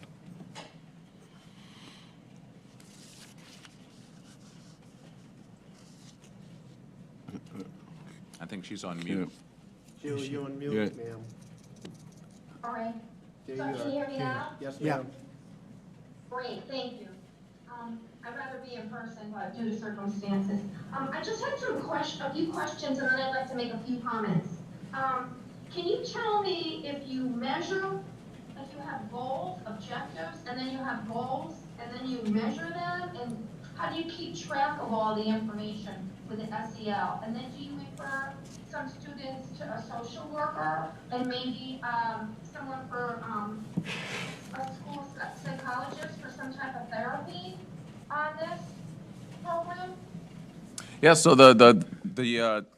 to answer the latter part of your question, yes, the school social worker, the psychologist, depending on the grade band, all of those, it's a collaborative spirit. So when we think about even just SEL and the amazing things that each of the schools, it's a teamwork. So whether it's a social emotional specialist, whether it's a principal, whether it's a psychologist, it's been all hands on deck in understanding the intentionality behind the skill development. And then just, and that's not my department as it pertains to that, but, there's a lot of students who do have IEPs, 504 plans, who have then specific intention, a specific interaction with the school psychologist and social worker in there. So SEL in no way replaces those individuals and have them speak for it, right? They are overworked and they've benefited substantially by having the extra support, especially around the tier 1, tier 2, and tier 3, which is for the broader population.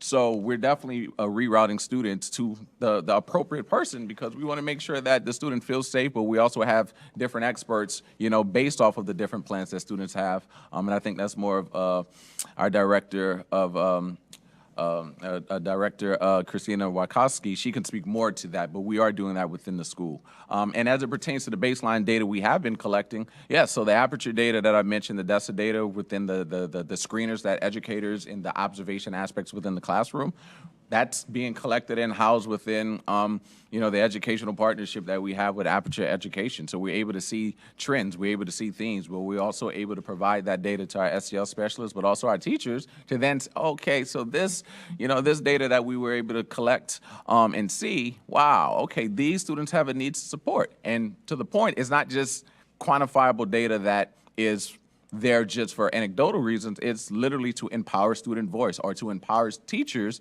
to then be intentional about the skill development of these SEL competencies. And so we also are using that baseline data and the aperture data to in fact do that from a quantitative metric. And it's only going to get bigger and better as we equip our teachers and we infuse this, moving forward to come.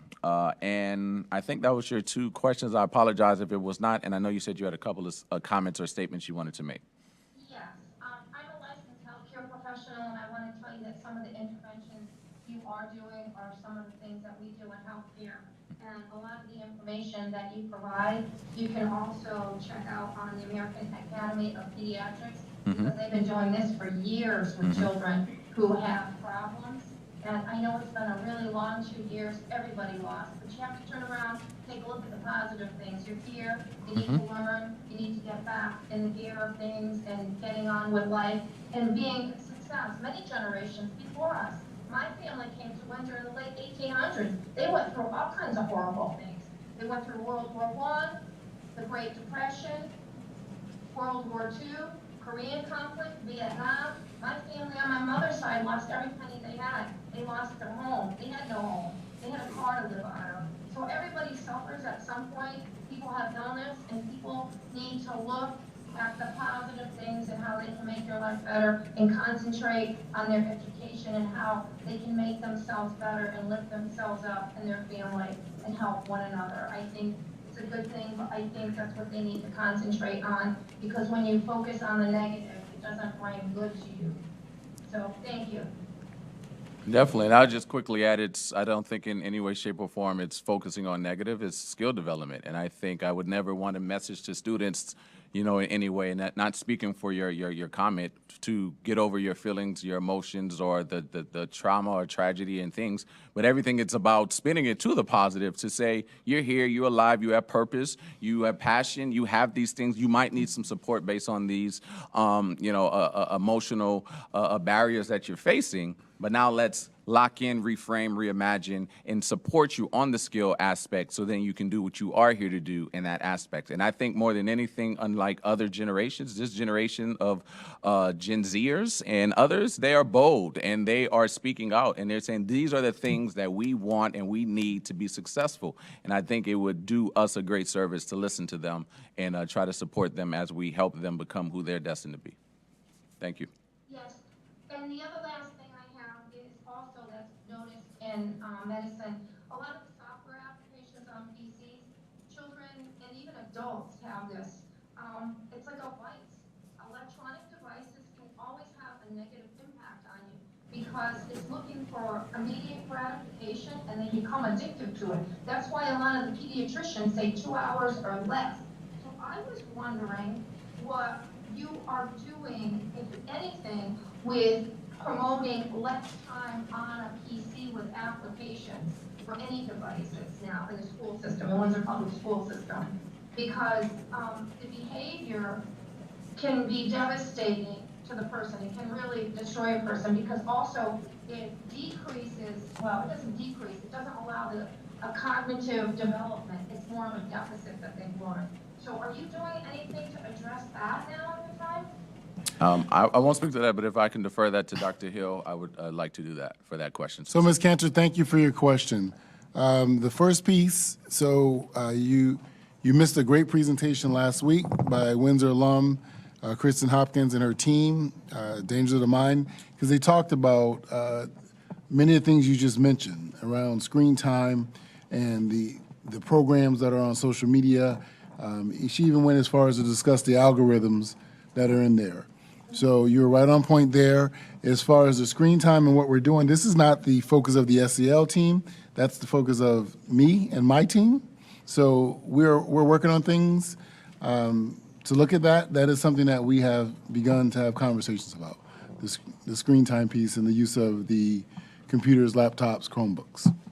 So thank you. Thank you. That's all defined in the American Academy of Pediatrics, and that's been out there for about 2 decades, 15 years. So I just wanted to address that. Thank you. Thank you. Thank you, Jill. Other questions? Mr. Halleck. Thank you. I didn't really have any questions. I just wanted to make a few comments. Please. First, thank you so much for your presentation. I'm definitely a supporter of SEL. I think it's great that you're meeting students where they're at. I think that's a great place to start, and pushing them out of their comfort zone. That's something that I wish I had earlier on in my school career. I wrote down a bunch of different skills that you got. You're teaching time management, self-care, all that is great stuff, and it really brought me back to my first go around on the board when we were talking about a portrait of a graduate, and all these great skills that you can take with you and use throughout your lifetime. So I just wanted to thank you for your great work. I appreciate that. Thank you. It means a lot. Ms. Taylor? Thank you for the presentation. I think it's a long time coming, and it's a shame that it had to be a pandemic that folks are throwing money at it. I think we're not throwing enough money at this thing because, to Dr. Hill's point, this is not something that's going to go away. This is something that's just going to continue to happen if we don't get in front of it. But it's a train, so it's going to take, I think, the entire community to get in front of it. Huge, huge, huge go girl to Crudy. You presented like you were defending your dissertation. And I'm going to speak that into existence, and I can't wait to see what you do next. She is on the School Governance Council as a student, for folks that don't know, but I was captivated. The room was captivated, and you were speaking as a professional, future doctor or whatever you're going to do. It's going to be great. My, right? So, and I, as a parent of children in the district, I know what it was like to work. Then you got to get on the computer with your children and the whole thing. And then, they were at capacity. Households were at capacity. And now that we're back into the schools, the teachers are they had to do the same thing. They had their kids on their Chromebooks too, and they had to teach and all these things.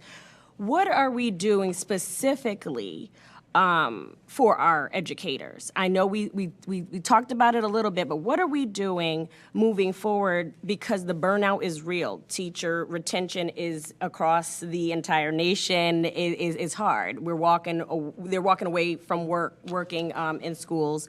And so hats off to all of our educators that didn't do that. Hats off to all of our budding educators that are still deciding to continue that degree and further their educations. But what do you, in your professional opinion, I don't know who this is for, what are we seeing that we can do to make sure that the burnout for our educators in our school buildings, they're cultivated and Because we can't throw money at that. I don't care what the salary is. If you're burnt out, you're doggone it burnt out. So anything that you want to share there. Yeah, so one of the things, thank you so much for that. So I know one of the things educators are asking for, right, more intentional time to be able to do this, you know, apart from some of the academic lessons. I think that's something that hopefully we can support. I think the SEL specialist, number two, one of the things that we have implemented and found some sharp success is, okay, so how can we push into the classroom, give you a 30-minute break that you automatically potentially wouldn't have, but while we're helping support your students with SEL skills that are aligned to what you're teaching them into the classroom, you can woosah for a second.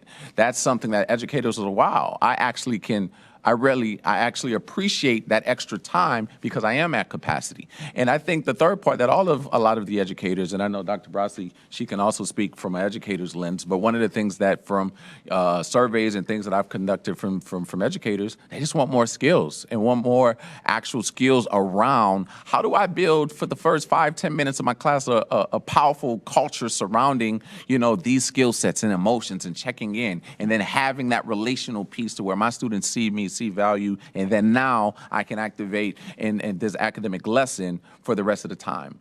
I just don't know how to do that. Someone who's spent 12 years in higher education, most of that time at the University of Connecticut, one thing that I know from certain teaching programs to where content is cool, a lot of our educators know their content, but a lot of the curriculum at a lot of these schools, pre-teaching institutions, they don't teach some of the soft skills, or they don't teach the classroom management skills in a particular way. And a lot of them have the attitude, hey, once you go do your internship, whoever that person that you're shadowing hopefully is going to be the exemplar to teach that. So a lot of our teachers, and I've shared this with Dr. Hill, it was like, hey, can we have PDs on like class management? And can we like model this and have a mock class or a video and then have PLC or small group discussions on?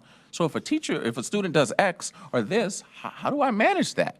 Because a lot of times it's, wait, I'm overwhelmed, I'm whatever, so maybe I need to just get this student out of the class versus having the actual skills. So teachers are saying, I don't necessarily need the theory, I want the practical skills around classroom management. I would want more skill sets around how do I collaborate? How do I build a culture around going to other exemplars within my class, in my building? And then, wow, I didn't know I can do that. Because no one in my actual program said it was possible. It was just, hey, figure this thing out, and you're at the mercy of potentially the culture. So that's the number one thing, and I've shared this with Dr. Hill, I've shared this with a lot of other individuals. I want to be very intentional, and even just a collaborative around those PDs, around what are teachers thinking? What is the framework that they're working with to then be able to at least improve those skills to then support? Now, the other things that's above my pay scale, we can throw that to Dr. Hill and his team, but that's something that we are doing in that dynamic. And look forward to hopefully building a lot after we close out this year, moving into next year. Thank you. Thank you so much. Can I just add? Oh, Dr. Bros, yeah, I don't want to obviously speak for the teacher dynamic.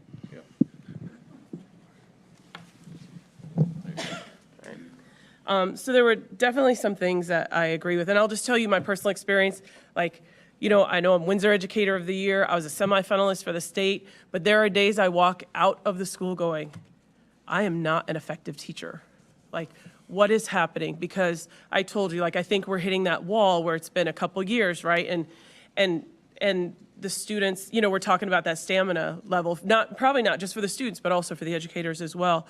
I think time is one thing that we're talking about. Skills, like I said before, like teachers wanting to have time to let's talk about this.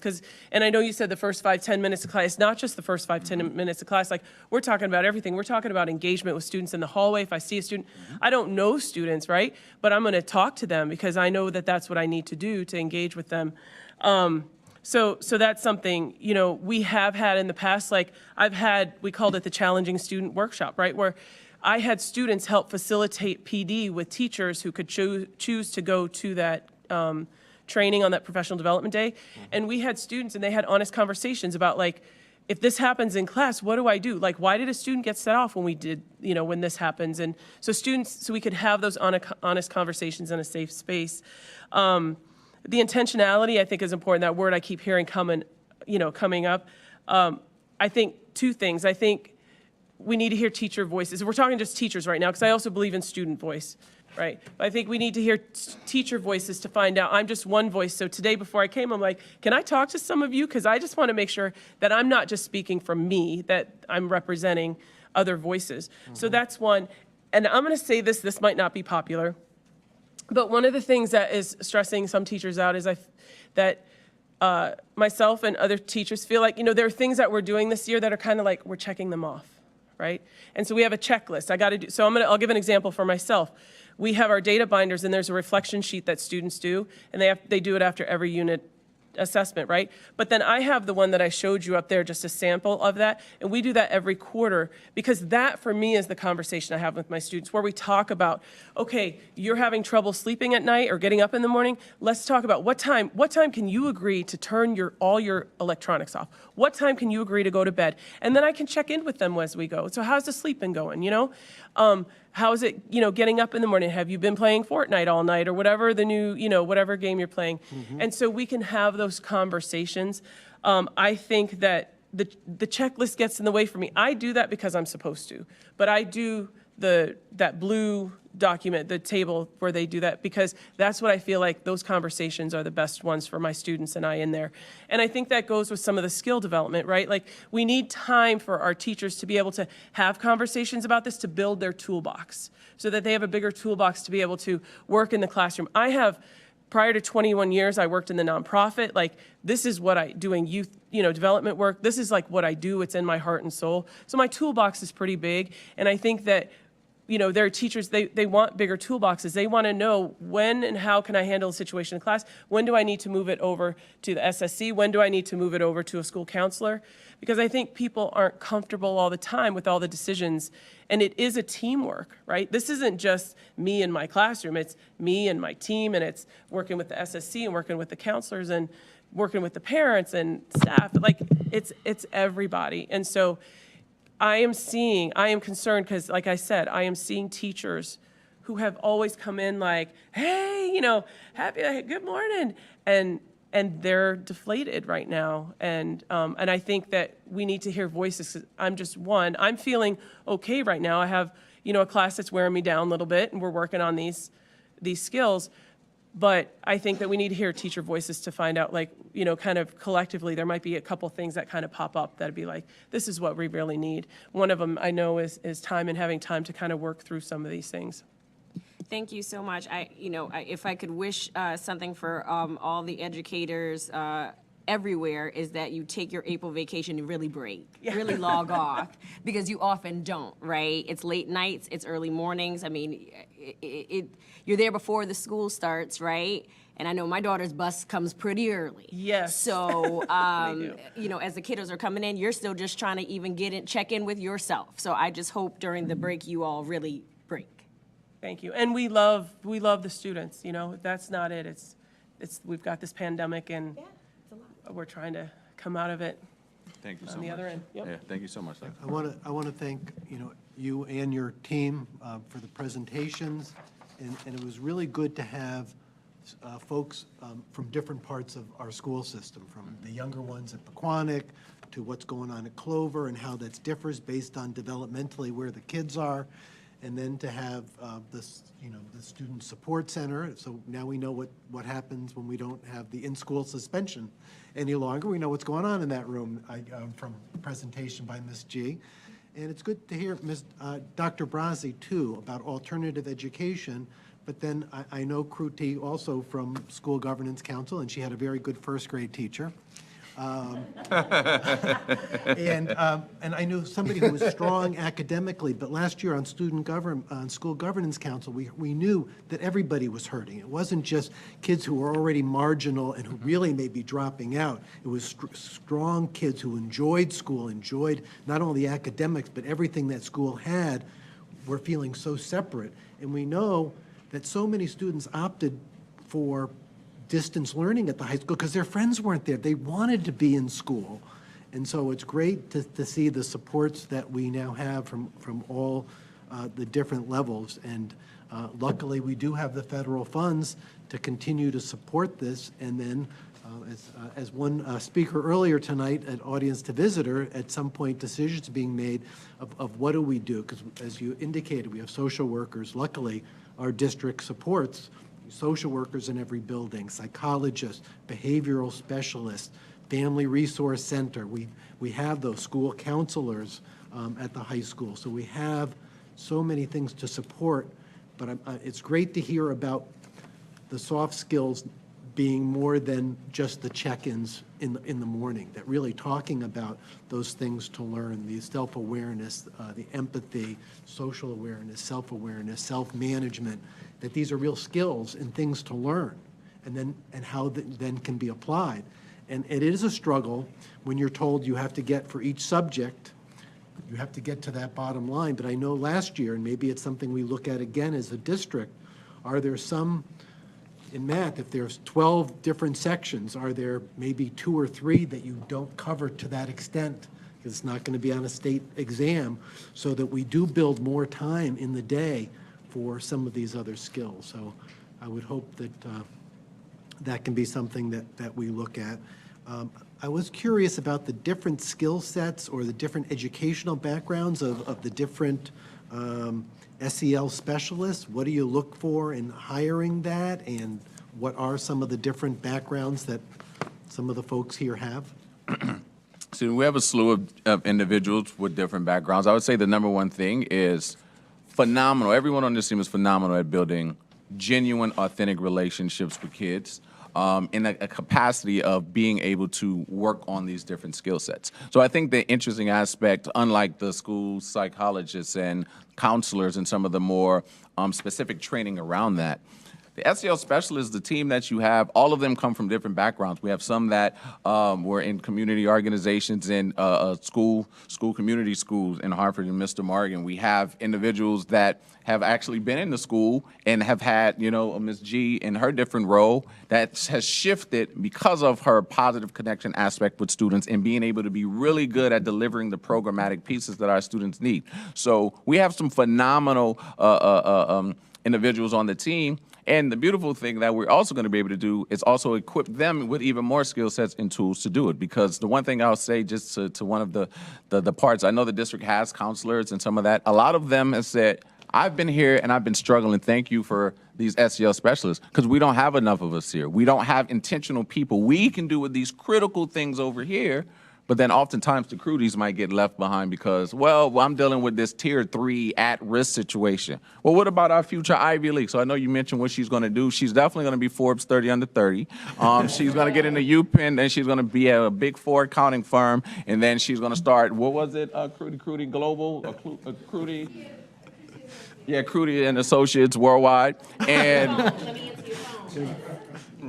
but just to that point, though, what happens with the crew? What happens to those tier 2, tier 3, the general population who might not be on an IEP 504 plan, but literally need the intentional skill development? So I think that's where the SEL specialists come into play, and we take other aspects of the high school. Yes, they're school counselors, but they also have to deal with scheduling. They have to do so many other things, right? How do with Ms. G and the team there have literally been able to emphasize and work with those students, the broader population in small group tier 2, tier 3, pushing the classes, and we have just amazing people. And don't trust just the words of today. Just ask the community of someone, hey, who's your SEL specialist, and how do you value them? From whether our parent that's here to the anecdotal aspect of other individuals, wow. They're making a difference, and we have kids activated. They're learning these skills, and I just look forward to the future and hopefully, challenging just everyone in my conversation with Dr. Hill. How do we do this besides just the federal funds? Because as Ms. Taylor mentioned, this is long overdue, and I would say we're really trying to push the academic performance through the roof. Our kids are going to be great. I've been this short time. There's so many. Crudy is one, but there's amazing students who all across this district. But once we can get them and activated and have the intentionality behind the individuals that can support them, game changer. So thank you for the time. Thank you for the questions, the comments, the support. Last questions or comments, Mr. Panos? Oh, just your question, which it seems to be like, is there some particular coursework that you do? I mean, you can come from different backgrounds, but is there a specific set of, I don't know, psychological training that goes with SEL? Yep, I'll defer that to Dr. Hill. So, thank you, Mr. Panos. So, no, that's not what I focused on. Oh, okay. No, I just want people that had the background or the presence, and it was very much about me what I wanted, because I've been doing this work. I've worked in youth group homes, much like Dr. Brazzi, who I've known for a while. We have like an extensive career mixed around with different areas. So I know how to read the people who are going to connect with the students the best outside of our certified areas. And then those who are already in our buildings, as Dr. Mallory said, someone like, so it's just funny saying Miss G, I'm sorry.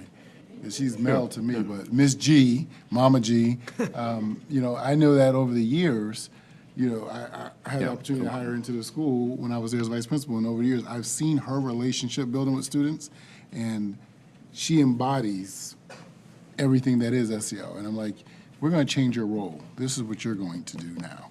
So that's the people, they're from various backgrounds. But there's a specific skill set that they teach. That's the training So, they're getting now. so I was just wondering where that body of knowledge, I mean, we have that consultant, Kristen Hopkins, something. Oh, Hopkins from Danger. Oh, Kristen Or, Hopkins. or, you know, I was just thinking, is there You made a reference to specific? Castle.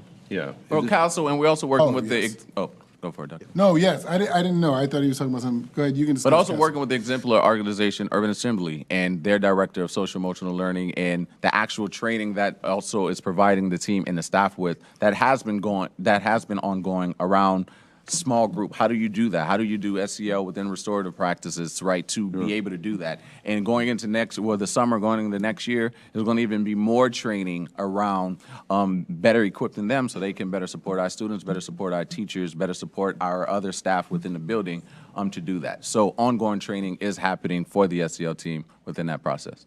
You also mentioned that you were doing things for parents, right? You were saying you had some sort of, at least some of the parents showed up, you know, a week ago. That was a very interesting presentation, I thought. But, you know, how much is that? That's in the planning, I suppose, that you're going to do more of that. That's kind of a tough thing to do, right, to get parents to come in. You have the students, but it's kind of hard to train parents. Thank you, yes. So Ms. Hopkins has been with us quite a few times throughout the year in her organization.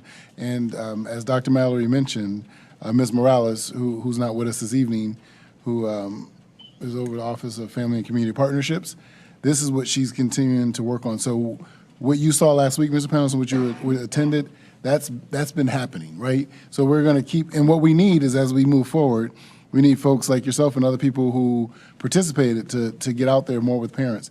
Because inevitably I hear more from parents after the night is over, like, oh, I heard this happen. And so we're trying to figure out what best way to communicate. We're communicating every way possible, whether it's social media, you know, via the website. I don't know, you know, however we can get people out, but we'll keep talking about it. I believe as their children go home, and you know, as Mr. Champlain said, as your children come home and they talk about what's going on in the school, then that will also help parents. So then when we say, hey, we have something for you parents, I think it's going to grow. So it's you know, it's picking up momentum. I like, you know, Ayana, Miss Taylor, I'm calling her all the first names tonight, right? I'm like just messing everything up. So Yeah, Miss Taylor's I think so, thing like- about the train, it is a train, and trains don't ever take off quickly. It's, you know, just building up, and so, you know, I agree, it's a little bit more difficult initially to get the parents out, but it's been happening all year, and I think it's going to pick up greater momentum. Yeah, in last week's presentation, Ms. Hopkins? That's Ms. Hopkins. Did mention, I think she was the one who mentioned that, you know,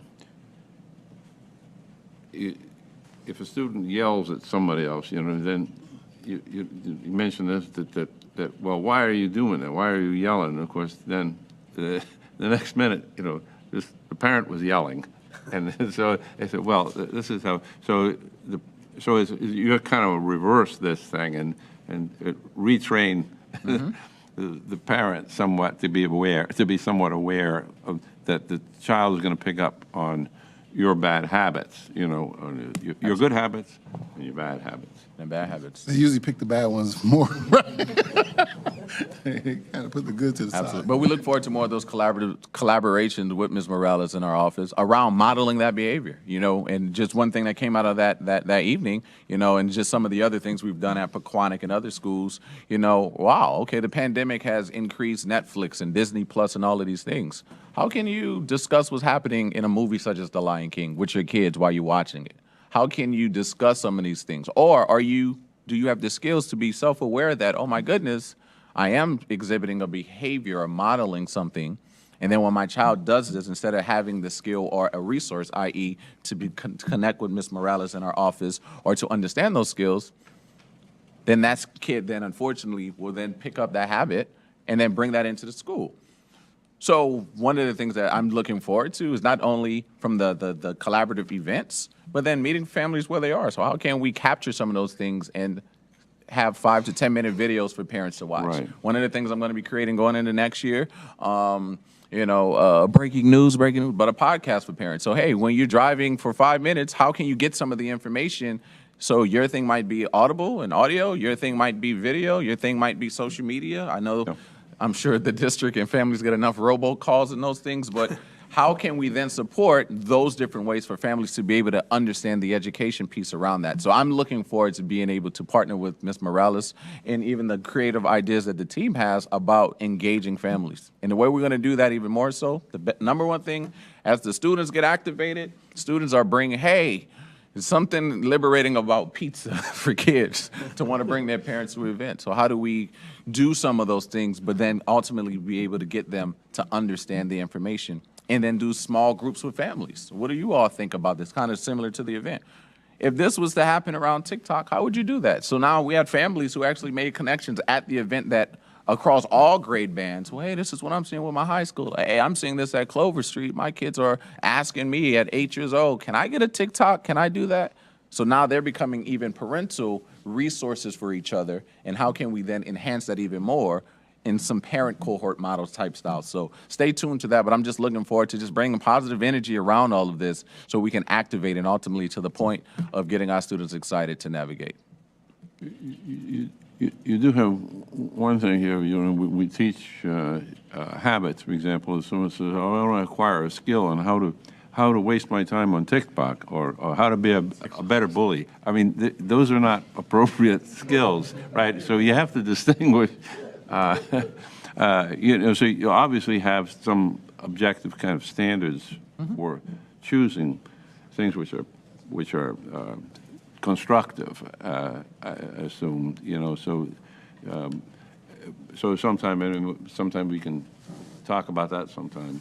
Okay, no, definitely, because I think, and I won't mention it, I know for the essence of time, the great pandemic, I told this to the State Commission, and the great pandemic that we will not, this generation has been embedded and born into social media and technology, and it's not going anywhere. So how can, even as a state, even as a district, some of the things that I've spoken to Dr. How can we even be thoughtful about this?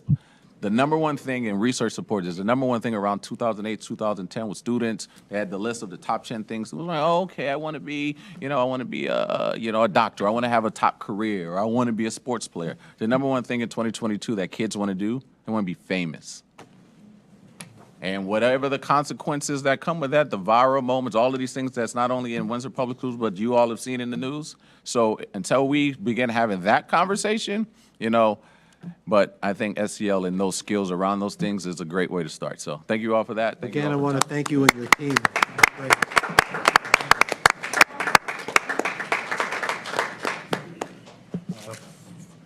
For the board, I'm going to go through, anybody have any announcements? I'm looking at Nathan first. Any announcements?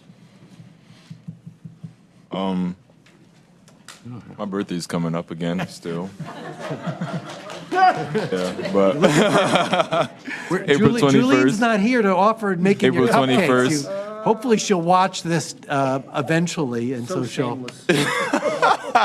Julian, when you watch this. No, but seriously,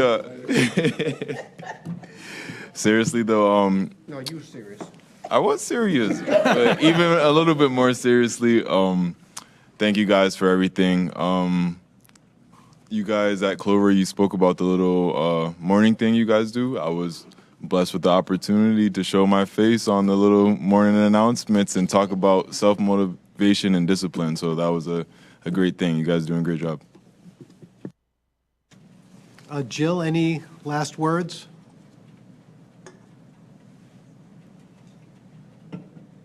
Thank you, Mr. Fury. I think it was good, and I think that children really need to work on their social and emotional skills. A lot of children have suffered along with their families, and everybody knows someone who has had a loss, and it can be either a physical loss or a mental loss, and it's difficult. So I think it's good, and I look forward to working with everybody. Thank you. Thank you. Ms. Taylor? Again, wishing everyone a great April vacation. I would tell people to get some rest and try to really pause if you can. I'm not off myself, but but my kids are. So I just hope that everybody's able to just catch up on that sleep. Folks aren't sleeping like they used to. So try to get those Z's in so we can get back in and finish out the school year. Mr. Halleck? Thank you. Once again, great presentation. Thank you all for coming tonight. Let's keep the conversation going. I think it's very important work. To our staff and our students, have a great April break. And Mr. Wilson, a happy early birthday. That's all I got. Mr. Lockhart? Thank you, Mr. President. I just want to wish everybody a happy break. More importantly, sadly, it's warming up outside, and we just have to make sure that we're very cognizant of where we are and what's going on. Unfortunately, there's a lot of things that are going on within our neighborhoods, not only, I'm not saying within Windsor per se, but just overall, and it seems like a lack of respect in human life and a lack of grace and courtesy among citizens. Be mindful of where you are and what's going on. Unfortunately, there's just too many people that are passing away unnecessarily to gun violence and all type of other nonsense within our world. Just be safe. The one thing we don't want is that you're enjoying yourself and something tragically happens while you're minding your business. So while we're out enjoying ourselves, let's be mindful and think of those and others. And just please be safe in all that you do. Thank you. Mr. Panos? Mr. Mallory and entire crew, I'd like to thank you. It was informative, very informative. Thank you. Yes, thanks again from the entire board. It was very informative, and it made many of us very excited here about the work you're doing and where we're heading as far as this kind of work. So my background, I have a master's in social work and as well as a law degree, and I can see the different skill sets coming from there. And as Dr. Hill said, are these people we're having there, like kids, want to build relationships and have that? And I think I saw, I think it was on Facebook, a statement from a teacher at Sage Park talking about what's their strength, what skill strength, and she mentioned that her strength was relationships. But just as any sports person knows, if you can go to your right and you're right-handed very well, you got to work on your left hand. So how do we identify those skill sets where there are ways of helping and supporting students so that they're well-rounded and they have most of those skills, those 5 areas. So thanks again. Thanks so much. And I'm just looking one more thing here, motion. Mr. President? Yes. Move to adjourn. Motion made by Mr. Lockhart, second by Mr. Panos. The dynamic duo. Any discussion? Hearing none. All those in favor? Aye. Opposed? Nay? Abstentions? Motion carries. We are adjourned at, looks like 8:50. So Paul, are we Batman and Robin? I'm Batman and you're Robin?